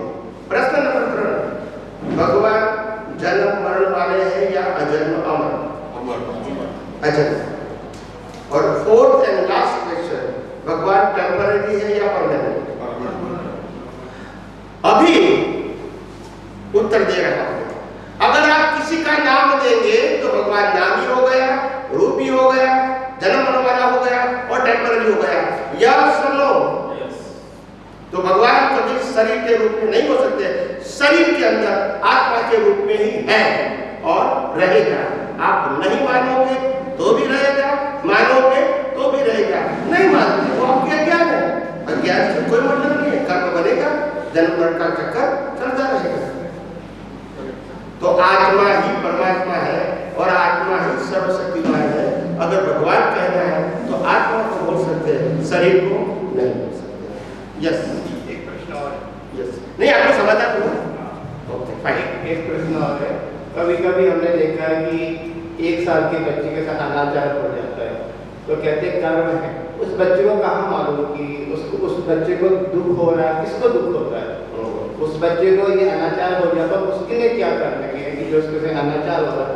अगर वो उसके पूरी जन्म कर्म है तो उस बच्चे को क्या मालूम चलता है कि उसको ये फल मिल रहा है? यस, उनका भाई साहब का प्रश्न है कि अगर छोटा बच्चा है और उनके ऊपर अनाचार हो रहा है तो उनको तो कर्म मालूम नहीं है, तो फिर भी क्यों भुगता जाती है? देखो, कर्मों की भुगतान जो भी करता है, चाहे छोटा या बड़ा, ये नहीं जरूरत कि आपको जानकारी है कि नहीं। कुदरत का कानून ये है कि आपने कर्म के एग्जाम दिया है तो वो रिजल्ट देगा, आपको जानकारी जरूर नहीं है। आपको माँ बाप सिलेक्ट करने का अधिकार नहीं है, आप नहीं जानते कौन सा माँ बाप है, आपको एक्सेप्ट करना पड़ेगा। भाई बहन कौन आएगा आपको मालूम नहीं है, एक्सेप्ट करना पड़ेगा, नो चॉइस। घर भी कौन सा मिलेगा जन्म के साथ, एक्सेप्ट करना पड़ेगा, चॉइस नहीं है। और जो धर्म मिलेगा वो भी स्वीकार करना। कर्म फल में चॉइस नहीं होती है। राम को भी वनवास जाना पड़ा, यस कि नो, बोलते नहीं। दूसरा प्रश्न, आप और हम सबको मालूम है कि कभी मृग सुवर्ण का हो सकता है? नहीं हो सकता। फिर भी राम दौड़े, फिर भी राम दौड़े ना, यही कर्मों का फल। समझ में आया? तो कहने का मतलब, कर्म का फल का मतलब कोई चॉइस नहीं है। समझ में आया? कंपल्सरी, आप जानते नहीं जानते कोई फर्क नहीं होगा, फल मिलेगा। आप सुने? तो फल मिलता है। सिंपल बात सुनो, आप रिजल्ट और एग्जाम को मानते हैं कि नहीं मानते हैं? इंग्लिश में कॉज एंड इफेक्ट बोलते हैं, करेक्ट? कोई भी इफेक्ट कॉज के बिना हो सकती है, कोई भी फल बीज के बिना हो सकता है। तो अगर आपको कोई भी भुगतान आई कोई भी उम्र में, ये तो फल है ना, तो बिना बीज हो सकता है। ये तो प्रिंसिपल है ना, कौन सा कर्म भले नहीं मानो और फल आया मतलब बीज डाला है, ये तो समझ में आता है। उसमें तो कोई ऐसा नहीं कि है या नहीं है। फल आया मतलब ही बीज था, रिजल्ट आया मतलब ही एग्जाम किया है। कौन सी एग्जाम दिया है आप जानते हैं या नहीं जानते, कोई इम्पोर्टेंट नहीं है, मगर रिजल्ट आया तो एग्जाम दिया ही है। आप इसको मानो या फल मिला तो बीज डाला ही है। कर्म फल मिला तो कर्म किया ही है, भले आप जानो या न जानो, उससे कोई फर्क। कुदरत का कानून आपके कर्मों का फल देता है, आपकी जानकारी का फल नहीं देता है। Yes sir? गुरुजी, मैं आपसे छोटे छोटे 2 सवाल मतलब जानकारी प्राप्त करूंगा। आपने थोड़ी देर पहले कहा कि आत्मा अमर है, आत्मा बहुत ताकतवर है। तो क्या है कि जैसे हमारे पीछे एक बिजली का बोर्ड लगा है, उसमें यदि हम 2 उंगली देते हैं, करंट आता है, आत्मा सबसे पहले शरीर को छोड़ती है, ऐसा क्यों? और नंबर 2, मेरा छोटा सा क्वेश्चन और है कि जब हम शमशान घाट में जाते हैं तो वहाँ लोग ऐसी बातें करते हैं कि भी शमशान घाट का वैराग्य, और बहुत अच्छी अच्छी बातें करते हैं, दुनियादारी की बात नहीं करते, वहाँ पर भी ये सब बुरा नहीं करना चाहिए, ये नहीं करना चाहिए, वो करना नहीं चाहिए, और जब बाहर आते हैं तो सब भूल जाते हैं। इसी तरह की बात यहाँ पे हो रही है। यहाँ सब जितने बेटे अब ये होश से बाहर जाएंगे, उसमें मैं भी शामिल हूँ, तो सब कुछ भूल जाते हैं। ऐसी प्रधानता क्यों? यस, मैं उत्तर से पहली बात आपने ये बताया कि पहले आत्मा निकल जाता है। बात तो सही है, जहां तक आत्मा है वहां तक की शरीर की वैल्यू है, नहीं तो ये तो मुर्दा ही तो है, ये जड़ ही है। जड़ है तभी तो जला दिया जाता है, मगर जहां तक चेतन है, इसीलिए उसको सीधा जड़ बोलते नहीं, चेतन वाला जड़ है। क्या बोलते हैं? और इसलिए इसको जीव बोलते हैं। जब आत्मा निकलेगा तो जीव नहीं बोलेंगे, मुर्दा बोलेंगे। तो पहले आत्मा निकलेगा, बाद में उसको मुर्दा बोलेंगे, तभी जलाएंगे। आत्मा है वहां तक उसको मुर्दा, श्वास भी चलता है भले अनकॉन्शियस है, फिर भी मुर्दा। तो पहले आत्मा निकलेगा, बाद में जड़ होगा, तभी उसको जला दिया जाएगा। नहीं, मेरा क्वेश्चन दूसरा था सर। हाँ, वो उंगली डालने का नहीं, वो आत्मा जब इतनी मजबूत है तो ये बिजली से क्यों डरती है? देखो, आत्मा बिजली से डर के निकल गई, ऐसा आप मानते हैं, ये आपकी रॉन्ग बिलीफ है। क्या बताया? ये निमित्त, मृत्यु एक निमित्त होता है। आत्मा व्यक्ति बैठे बैठे भी मर जाता है। यस कि नो? व्यक्ति सोते सोते भी मर जाता है। मरने का मतलब क्या है? आपकी जो लाइफ साइकिल है, जिसका नाम है आयुष्य कर्म, वो खत्म हो गई, तो आत्मा निकल जाएगा। ये बॉडी की साइकिल होती चलने की, जिंदा रहने की, वहां तक वो रहेगा। जब साइकिल खत्म हो गई तो क्या करेगा? निकल जाएगा। फिर रीजन कोई भी क्यों ना हो, रीजन से कोई मतलब नहीं। कोई डूब के भी मरेगा, कोई एक्सीडेंट से मरता है, एनी वे, मगर उनकी लाइफ साइकिल खत्म हो गई, बाद में ही आत्मा निकलेगा। ठीक है। और दूसरा प्रश्न क्या है? शमशान घाट। हाँ, उसको हम गुजरात में कहते हैं श्मशान वैराग्य। क्या बोलते हैं? श्मशान वैराग्य। जैसे श्मशान में जाते हैं, चिता को जलाते हैं, तो उसको लगता है कि दुनिया में कुछ है ही नहीं, एक दिन मेरे को भी जाना है और रात हो जाऊंगा, ये सब कुछ परिवार संपत्ति सत्ता छोड़ जाएगी। थोड़े समय के लिए उसको मोह वैराग्य आ जाता है, थोड़े समय के लिए। और जैसे ही घर पे जाते हैं, स्नान करते हैं और फिर लड्डू बड्डू खाते हैं, सब भूल जाते हैं। आप समझे? क्योंकि इंसान के पास वास्तविकता को जानने की जो जागृति होनी चाहिए वो नहीं है। ज्ञान है, वैल्यू नहीं है। ज्ञान का वैल्यू नहीं है। मैं उसके बारे में एग्जाम्पल देता हूं। वैल्यू, इसमें दो ही मुद्दा है, 1 और 0। 0 का मतलब कभी 1 नहीं होगा। 0 का मतलब टेम्पररी, जन्म और मृत्यु 0, आना जाना 0। समझ में आया? जो भी टेम्पररी है उसका वैल्यू क्या है? 0। और जो परमानेंट है उसकी वैल्यू कभी 0 नहीं होगा। तो मैं शरीर की बात करता हूँ। शरीर के अंदर आत्मा है, वो 1 है या 0 है? 1 है। फिर शरीर, संपत्ति, साधन, सिद्धि, डिग्री, पैसा, सब 0। मगर आगे 1 है, बाद में 0 है, तो सभी 0 की वैल्यू है। यह सुनो, मगर एक दिन 0 1 निकल गया तो हमको जिंदा ही 0 को 0 समझना पड़ेगा। नहीं समझ में? मरने की बात तो है ही, जिंदा क्यों नहीं समझते हो? इसी को तो ज्ञान कहते हैं। बोलते नहीं हो। जो चीज होने वाली है इसको आज क्यों नहीं मानेंगे? ज्ञान का मतलब होता है अवेयरनेस। ज्ञान शब्द नहीं है। आप मेरी बात सुनो, ज्ञान शब्द नहीं है और ना ही ज्ञान क्रिया है। ज्ञान अनुभूति है, रियलाइजेशन। समझ में आया? ज्ञान शब्द नहीं है। भाई कोई व्यक्ति ने वायु को किसको कहते हैं उसकी डेफिनेशन जान लिया और कंठस्थ कर दिया। क्या कर दिया? फिर भी वायु का अनुभव नहीं होगा। ज्ञान तो है, बोलते नहीं है। शब्द ज्ञान से सॉल्यूशन, अनुभूति, रियलाइजेशन। ऐसे आध्यात्म का मार्ग अनुभूति के लिए है, नॉलेज के लिए। नॉलेज ऑफ प्राइमरी, अनुभव करने का ज्ञान। मगर आप अनुभव नहीं करेंगे तो ये ज्ञान की कोई वैल्यू नहीं है। ये मैं कहना चाहता हूँ। ज्ञान तो ज्ञान होता है, आप नहीं अनुभव करोगे तो ज्ञान क्या करेगा? यस को नो? एक छोटा सा उदाहरण देता हूँ ताकि आपको मालूम है कि हम गुरु शिष्य या तो जो फॉलोअर्स और गुरु जो दोनों का संबंध है वो कैसा है। उसके लिए मैं एक एग्जाम्पल देता हूँ ताकि आपको मालूम है कि हम जीवन में क्या करते हैं। एक बड़े पैसे वाले सज्जन सेठ थे। सेठ तो समझते हैं? हाँ, सज्जन सेठ थे, बहुत पैसे वाले थे। उन्होंने अपने घर में पोपट को पाला था और पिंजरा भी बनाया था, चांदी का पिंजरा बनाया। पैसे वाला था तो पिंजरा बनाया था, उसको पोपट में रखते थे, खाना पीना देते थे उनको और पोपट खाना खाते थे, मस्ती में रहता था। घर बंद करके छोड़ते भी थे तो वो घर में घूमता रहता था। फिर क्या हुआ? एक दिन सेठ को परिवार के साथ बाहर गांव जाना पड़ा 1 वीक के लिए।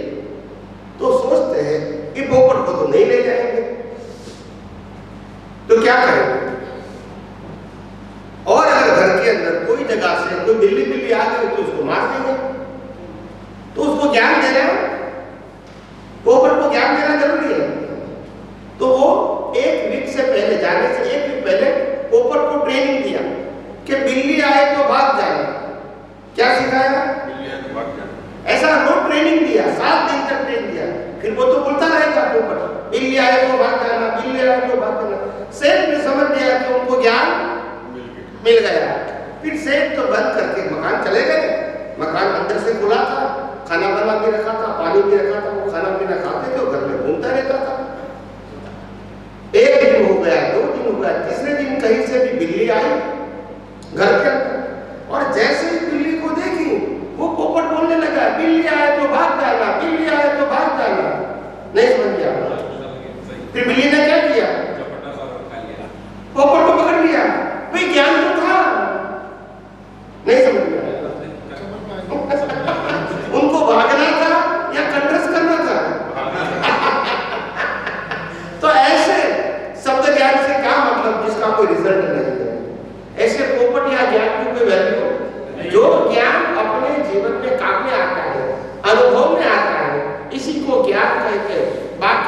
ज्ञान को शुष्क ज्ञान कहते हैं, जिसका कोई रिजल्ट नहीं होता है, दिमाग में होता है मगर रिजल्ट, वो ज्ञान की आध्यात्म में कोई वैल्यू भी नहीं।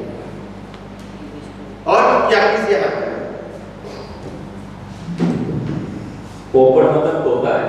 सभी गुरुओं का बहुत बहुत धन्यवाद है, इतना अच्छा और ज्ञान सीखने को मिलता है। मेरे गुरु जी से एक ही विनती है, जैसे आपने कहा कि पोपट को सिखाया उसने जब बिल्ली आए तो भाग जाए, लेकिन मैं अपने जीवन में अनुभव किया है जो भी मिलना है उसके ऊपर वाले से ही, मेहरबानी से ही मिलना है।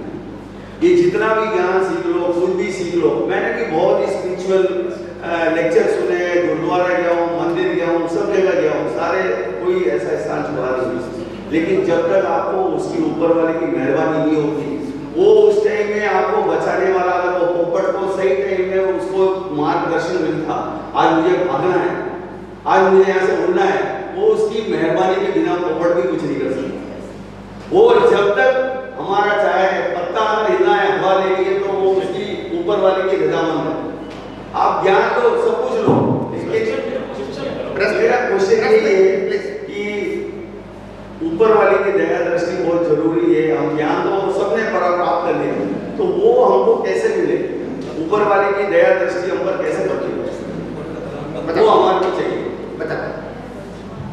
देखो, सबसे बड़ी बात ये है, मैंने जो पहले भी कहा, ये दुनिया में ऊपर कुदरत के अलावा कुछ नहीं है और कुदरती कानून के अलावा कुछ नहीं है। कुदरत जो मैंने पहले बताया, 6 तत्व कुदरती कानून, और उससे बनी हुई सभी अवस्था को कुदरती रचना होता है। कुदरत, कुदरती कानून और कुदरती, ये 3 बातें। इनका रहस्य जानना, अनुभव करना, ये हर मनुष्य की फर्ज है। क्या है? फर्ज है। अगर ये नहीं जानोगे, वहां तक दुनिया में घूमना ही है, पहली बात।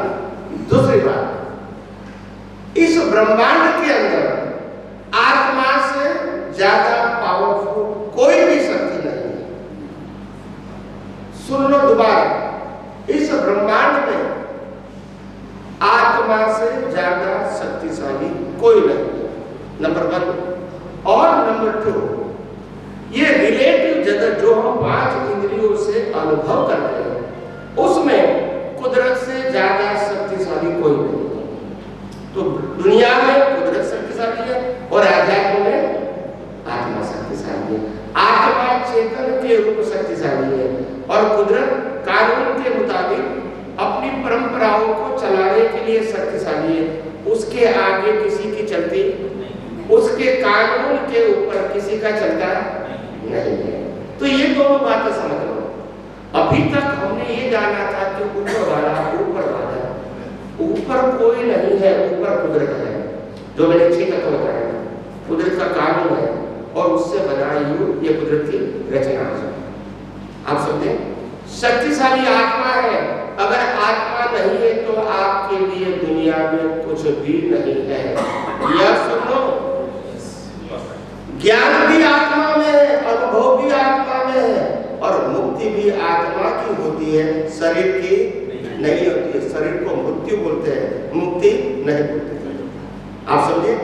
अगर आत्मा नहीं है तो ज्ञान ही नहीं है, फिर क्या जानोगे, क्या अनुभव करोगे? यह सुनो, तो आत्मा ही परमात्मा है। मगर पहले तो मैंने कहा, आप लोगों को आत्मा के बारे में, आत्मा की वैल्यू के बारे में जानकारी नहीं मिली, इसीलिए कुदरत को ही भगवान मान के, कुदरत को ही सर्वशक्ति मान के जी रहे हैं। कोई बात नहीं, कुदरत वास्तव में शक्तिशाली है, मगर वो मैकेनिकल फॉर्म में है, as per the law of nature. उनके पास कोई फ्रीडम नहीं है, वो मैकेनिकल काम करते, दिन होना रात होना, उसमें वो कुछ चेंज पूनम अमास कब होगा फिक्स है, भरती और कब होगा वो भी फिक्स है, सूर्य ग्रहण चंद्र ग्रहण कब होगा कब भी फिक्स है, सतयुग कलयुग कब होगा वो भी फिक्स है, कुदरत का कानून। और तुम्हारे कर्मों का फल भी जो मिलेगा वो भी कर्मों का कानून भी क्या है, फिक्स है। तो ये कुदरत मैनेजमेंट का काम करती है। कुदरत हमारी ऊपरी नहीं है, इज नॉट अ बॉस। अगर वो बॉस होगा तो दुनिया में कोई भी व्यक्ति मुक्ति प्राप्त नहीं कर सकता। मगर जहां तक अज्ञान है वहां तक कुदरत का कंट्रोल ही आपके ऊपर रहेगा, क्योंकि अज्ञान है तो जन्म भी कुदरत देगी, कर्मों का भुगतान भी कुदरत देगा, जीवन भी कुदरत देगा और मृत्यु भी। और इसलिए अज्ञान है तो कर्म है तो सर्वोपरि कुदरत है। और अज्ञान नहीं है, नए कर्म है नहीं, पुराने कर्म खत्म हो रहे हैं तो मुक्ति है। तो कुदरत आपको कुछ कर सकती नहीं है। आपको मतलब आत्मा को, शरीर तो कुदरत का था, है और रहेगा। और शरीर के साथ जुड़ी हुई सत्ता, संपत्ति, सभी साधन भी कुदरत का था, है और रहेगा। आप सिर्फ भुगतान के हिसाब से यूजर हो सकते हैं, ओनर कभी नहीं हो सकते। और ओनर होना वही आपकी अज्ञानता है, उसी से राग होता है, इसी से कर्म होगा और इसी से जन्म है। अज्ञान है वहां तक आपका ऊपरी कुदरत है, और अज्ञान नहीं है तो आप खुद ही परमात्मा हैं। बस यस।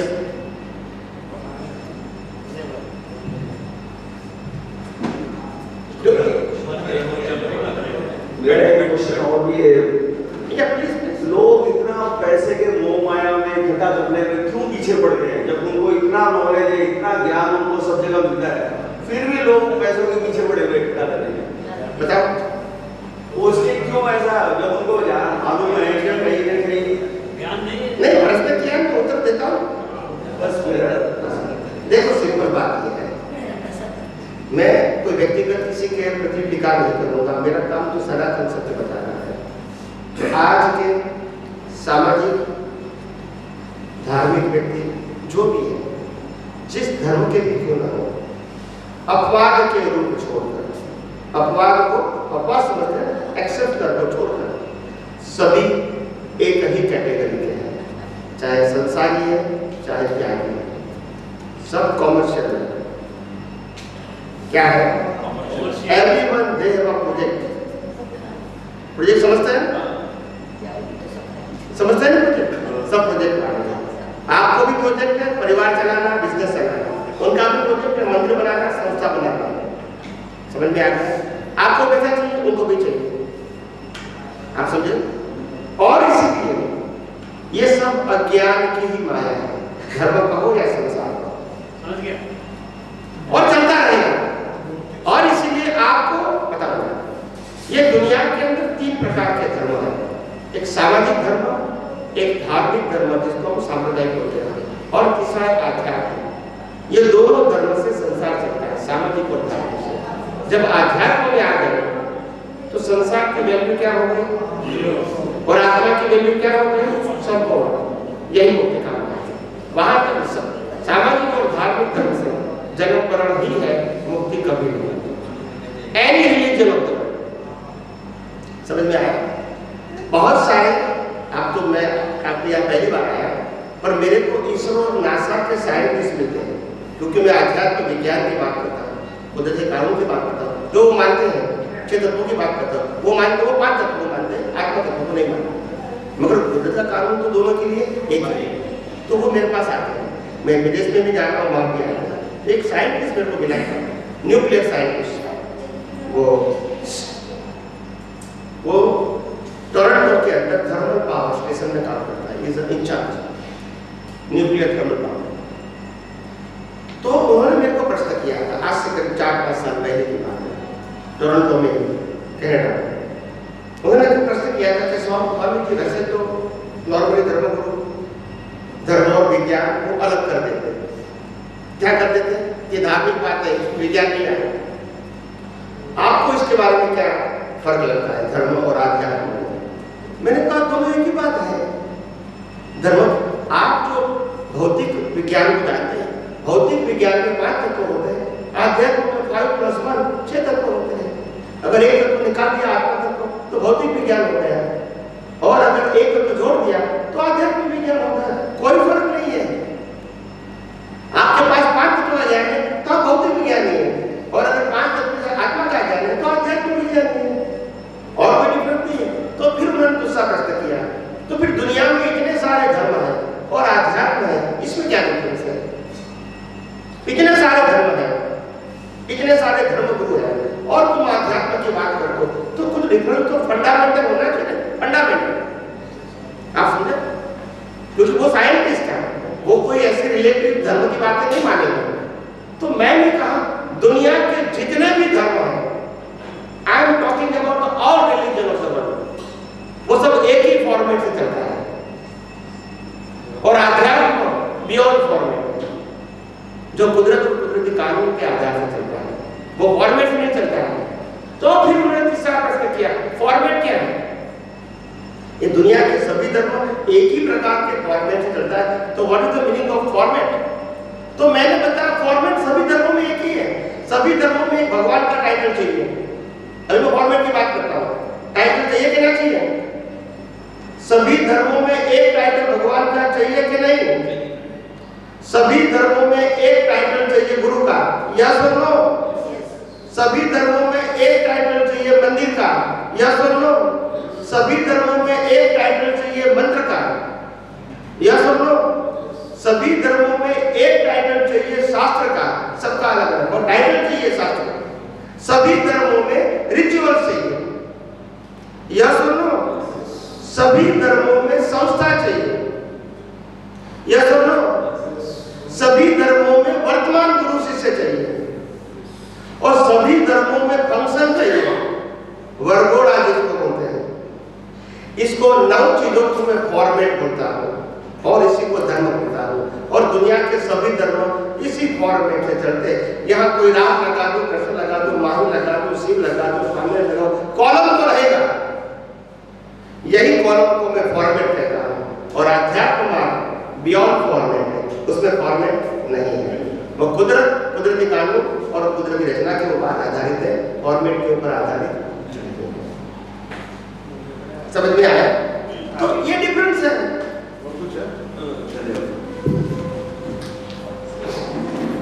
किसी और अनुभव को, किसी को प्रश्न है तो प्लीज कर सकते हैं। किसी विशेष को कुछ पूछना हो प्लीज प्लीज।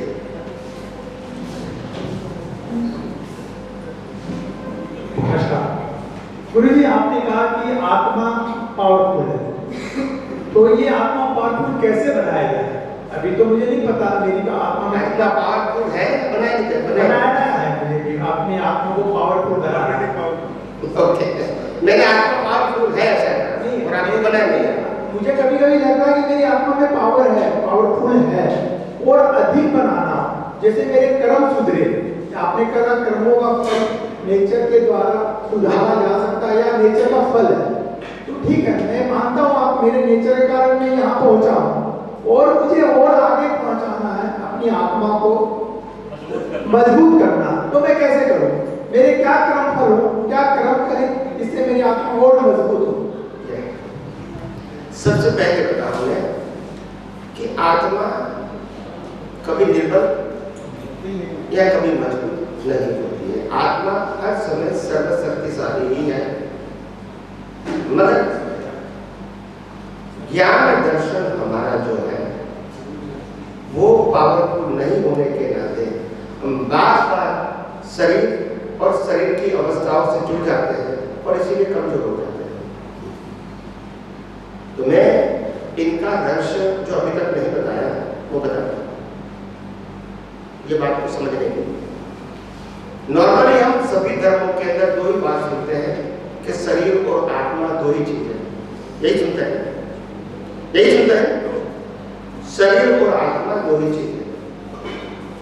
मगर ये ज्ञान अधूरा है, वो पूरा। इसके अंदर 3 चीजें हैं, शरीर भी है, आत्मा भी है और प्रतिष्ठित आत्मा भी है, जो अज्ञानता से नए कर्मों की प्रतिष्ठा करता है, जिसकी हमको नेक्स्ट पर्सन में भुगतान मिलती है। तो प्रतिष्ठित आत्मा है वो लाइव ईगो है। क्या है? Live ego.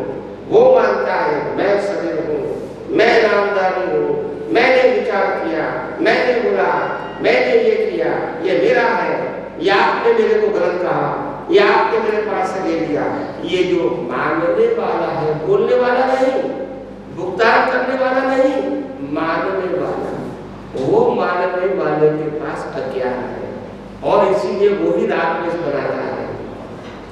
एक कर्म को, अज्ञानता से बना हुआ एक कर्म को इंग्लिश में कॉज कहते हैं, कॉज एंड इफेक्ट, और पूरी लाइफ के कर्मों को कॉजल बॉडी कहते हैं, जिसको कार्बन शरीर बोलते हैं, कॉजल बॉडी। और कुदरत कॉजल बॉडी के आधार से इफेक्ट बॉडी देती है, कर्मों की भुगतान का साधन। कॉजल बॉडी के आधार से इफेक्ट बॉडी वो कौन डिसाइड करेगा? कुदरत। चाहे मनुष्य का बॉडी मिले, चाहे एनिमल का मिले, चाहे नरगति का मिले, चाहे देवगति का मिले, डिसाइड कौन करेगा? कुदरत। कर्म कौन करेगा? आप। आपके कर्मों का रिजल्ट क्या देना है? They decide. तो जो आपने कहा ना, आत्मा को पावरफुल नहीं बनाना है, ज्ञान दर्शन को पावरफुल बनाना है। और ज्ञान दर्शन पावरफुल तब बनेगा जब हम अज्ञान को मिटा सकें। अज्ञान के साथ कोई भी व्यक्ति पावरफुल नहीं हो सकता है, और जो पावरफुल लगता है वो सब टेम्पररी है। ज्ञान ही सर्वोपरि है और ज्ञान ही आत्मा है, ज्ञान ही मुक्ति है, ज्ञान ही सनातन सुख है और सच्चा ज्ञान ही अनुभूति है। बाकी ये जो ज्ञान है सब विनाशी है। कैसे? एग्जाम्पल देता हूँ, बाद में आपके पुस्तकालय लिखता हूँ। जैसे एक व्यक्ति है, 5 साल की उम्र में उन्होंने तय किया कि मेरे को डॉक्टर बनना है। क्या बनना है? डॉक्टर। अभी वो पढ़ाई कर रहा है और पढ़ाई करके, अच्छी पढ़ाई करके वो डॉक्टर बने, गोल्ड मेडलिस्ट। 25-30 साल तक उन्होंने प्रैक्टिस किया, पैसा बहुत कमाया, फिर उम्र बढ़ गई, रिटायर हुए। रिटायर के बाद भी 5-10 साल निकाले, फिर 80 साल की उम्र के आसपास उसका देहांत हो गया। नेक्स्ट बर्थ में उसका जन्म हुआ, फिर 5 साल का हुआ, फिर बात मंदिर में। यस और नो? तो वो ज्ञान कहाँ गया? वो ज्ञान कहाँ गया? इसीलिए मैंने कहा विनाशी ज्ञान, रिलेटिव ज्ञान कभी कैरी फॉरवर्ड नहीं होता है। और सनातन ज्ञान, मैं आत्मा हूं, वो सनातन है। कुदरत सनातन है, कुदरत का कानून सनातन है, और कुदरत की रचना देखने की दृष्टि वो भी सनातन है, क्योंकि सभी कुदरती रचना है। ऐसा नहीं कि ये है और नहीं है, सब ये 5 इंद्रियों से अनुभव पूरी सृष्टि कुदरती रचना है। अगर ये ज्ञान हमारा पावरफुल होगा तो ये कैलकुल होगा, क्योंकि कुदरत का, कुदरती कानून का और कुदरती रचना का ज्ञान कभी परिवर्तन नहीं होगा, तो वो कैलकुल होगा, ऐसा डेवलप नहीं होगा। मगर ये रिलेटिव ज्ञान ये अवतार के लिए है, आगे नहीं है।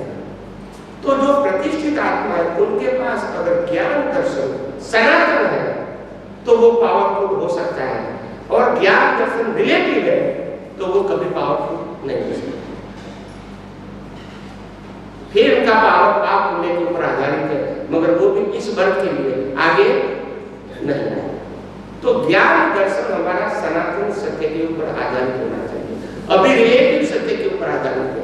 ये करने से पाप होगा, ये करने से पुण्य होगा, इससे सुख मिलेगा, इससे दुख मिलेगा, इससे नाम ना कीर्ति मिलेगी, ये सब भ्रांति है। ये उनके साथ जुड़ा हुआ है, हमारे साथ जुड़ा हुआ ज्ञान ये है आप कौन है, ज्ञान ये है आपकी सत्य क्या है, ज्ञान ये है आप परमानेंट है या शाश्वत है। ज्ञान ये नहीं है कि मैं शरीर हूं, ज्ञान ये नहीं है कि मैंने पाप पुण्य किया, ज्ञान ये नहीं है कि मैंने अच्छा बुरा किया, ये सब रिलेटिव ज्ञान। आप समझे? मगर कर्म कैसे बनता है? अज्ञानता से। मैं शरीर हूं, मैंने विचार किया, मैंने बोला, मैंने किया, ये मेरा है। आप समझे? ये अज्ञान है, उसी से कर्म बनते हैं। वो अज्ञान का ज्ञान हमारे पास है, उसको मिटाना है, यानी अज्ञान को मिटाना है विज्ञान से। अगर वो नहीं मिटेगा, वहां तक जन्म मरण के चक्कर में घूमना है। लास्ट ध्यान से सुनो, 1 मिनट। एक महाशय ने मेरे को प्रश्न किया था, हालांकि वो पंडित था।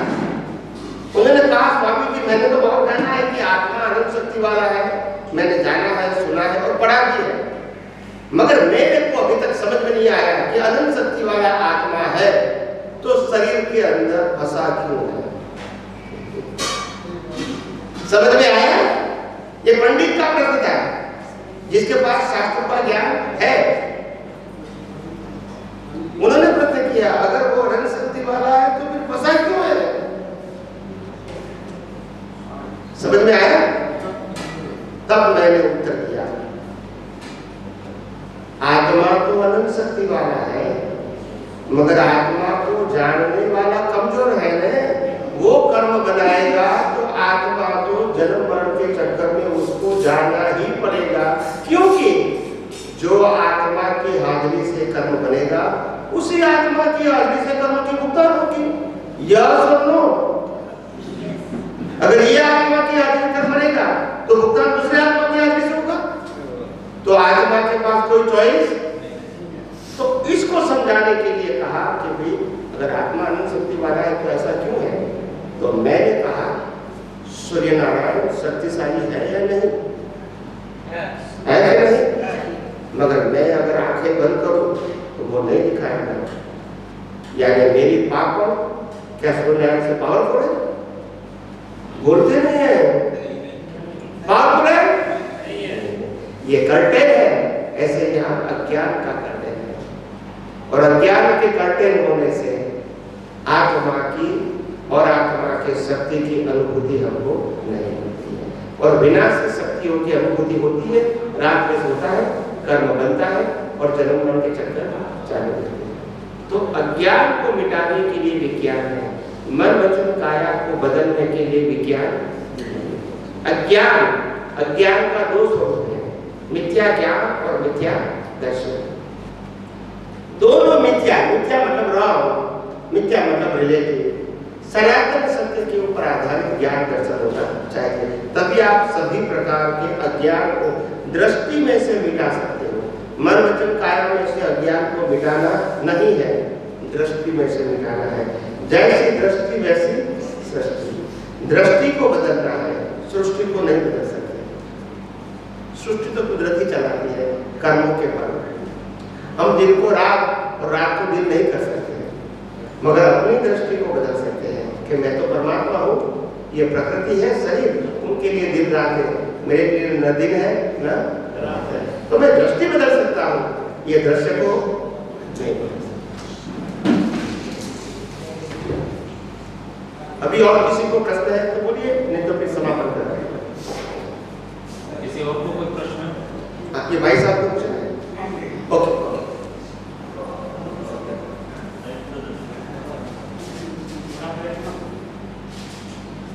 गुरु जी, ये कहाँ तक उचित होगा आपसे पूछना, या क्या मेरे मन में हरदम एक सवाल रहा है कि मनुष्य या प्राणी जो भी है उनका शरीर नष्ट हो जाता है, आत्मा के, तो पेड़ पौधों में भी जैसे बोलते हैं जीव है, जीवन है, लेकिन उनको काट के अपने लगाते तो दूसरा पौधा हो जाता है, उसके कर रहे थे तीसरा हो जाता है। तो ये डिफरेंस कुदरत ने क्यों कर रखा है? ये मैं कहाँ तक बताओ कितने भी प्रश्न कर रहे थे। मैंने पहले भी कहा कि मेरे पास जो ब्रह्मांड के सत्य का अनुभव है, मैं किताबों की बातें नहीं करूँगा, पहले भी कहा। तो कितने प्रश्न करने वाले वो मेरा सब्जेक्ट नहीं है, कहाँ से प्रश्न आएंगे वो सब्जेक्ट नहीं है। मेरा प्रश्न का उत्तर रहेगा सनातन सत्य के ऊपर, कुदरत के कानून के ऊपर।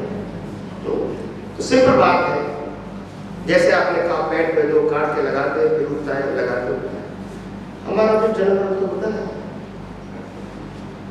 मुक्ति कहाँ होती है? मरना मतलब बॉडी का अर्थ होना, जन्म पर चालू रहेगा। तो वो क्या है? कॉज एंड ये आप फल तोड़ के लगाते, वो बीज है, इसका क्या होता है? फिर फल, फिर बीज है। तो यहाँ क्या होता है? कर्म फल है, कर्म है उसका फल जन्म है, कर्म है उसका फल जन्म है। अब हमें शरीर तो नहीं छूट रहे, समझ में आया?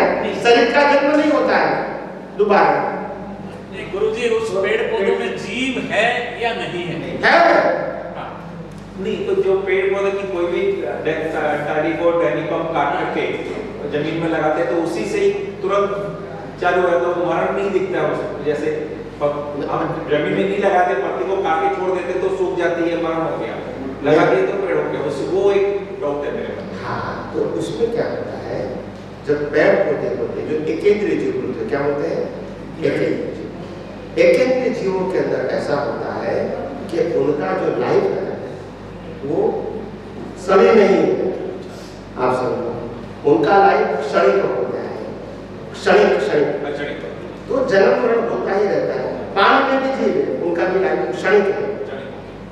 अग्नि में भी जीव है, मिट्टी में भी जीव है, पृथ्वी, जल, वायु, अग्नि और आकाश, वायु, तो उसमें भी जीव है।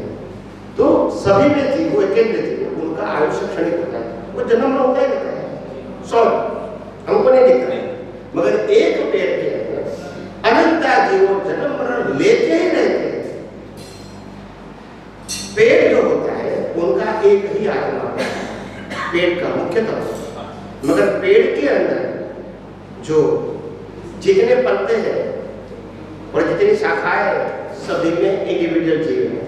वो पेड़ को बचाने के लिए है। जैसे हमारा शरीर है, उसमें मूल शरीर का एक ही आत्मा है, मगर शरीर जो हवा लेता है उसमें भी अनंत जीव है, पानी लेता है उसमें भी अनंत जीव है, वनस्पति लेता है उसमें भी अनंत जीव है, इवन जो ब्लड बना है वो भी जीवों से बना है। मगर ये जीवों के अंदर जो आत्मा है उससे, ये शरीर के आत्मा से कोई कंसर्न, ये शरीर को बचाने के लिए कुदरत ने दिया हुआ है जीव। आप समझे ना? और शरीर का जो आत्मा है वो तो एक ही रहेगा, इसके लिए आयुष्य कर्म रहेगा। तो पेड़ का आयुष्य कर्म अलग रहेगा, पत्ते का अलग रहेगा। अभी आप समझे, सेम थिंग है, देखने की नजरिया नहीं है, और उसमें भी अनंत आत्मा है। मगर मूल पेड़ का आत्मा, ये शरीर में अनंत आत्मा है, मगर मूल शरीर का आत्मा समझ में आया? और किसी को प्रश्न नहीं?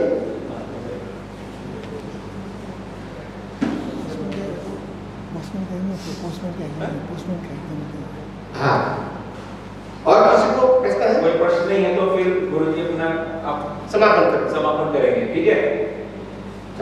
मैं लास्ट में एक एग्जांपल देके समापन करता हूं।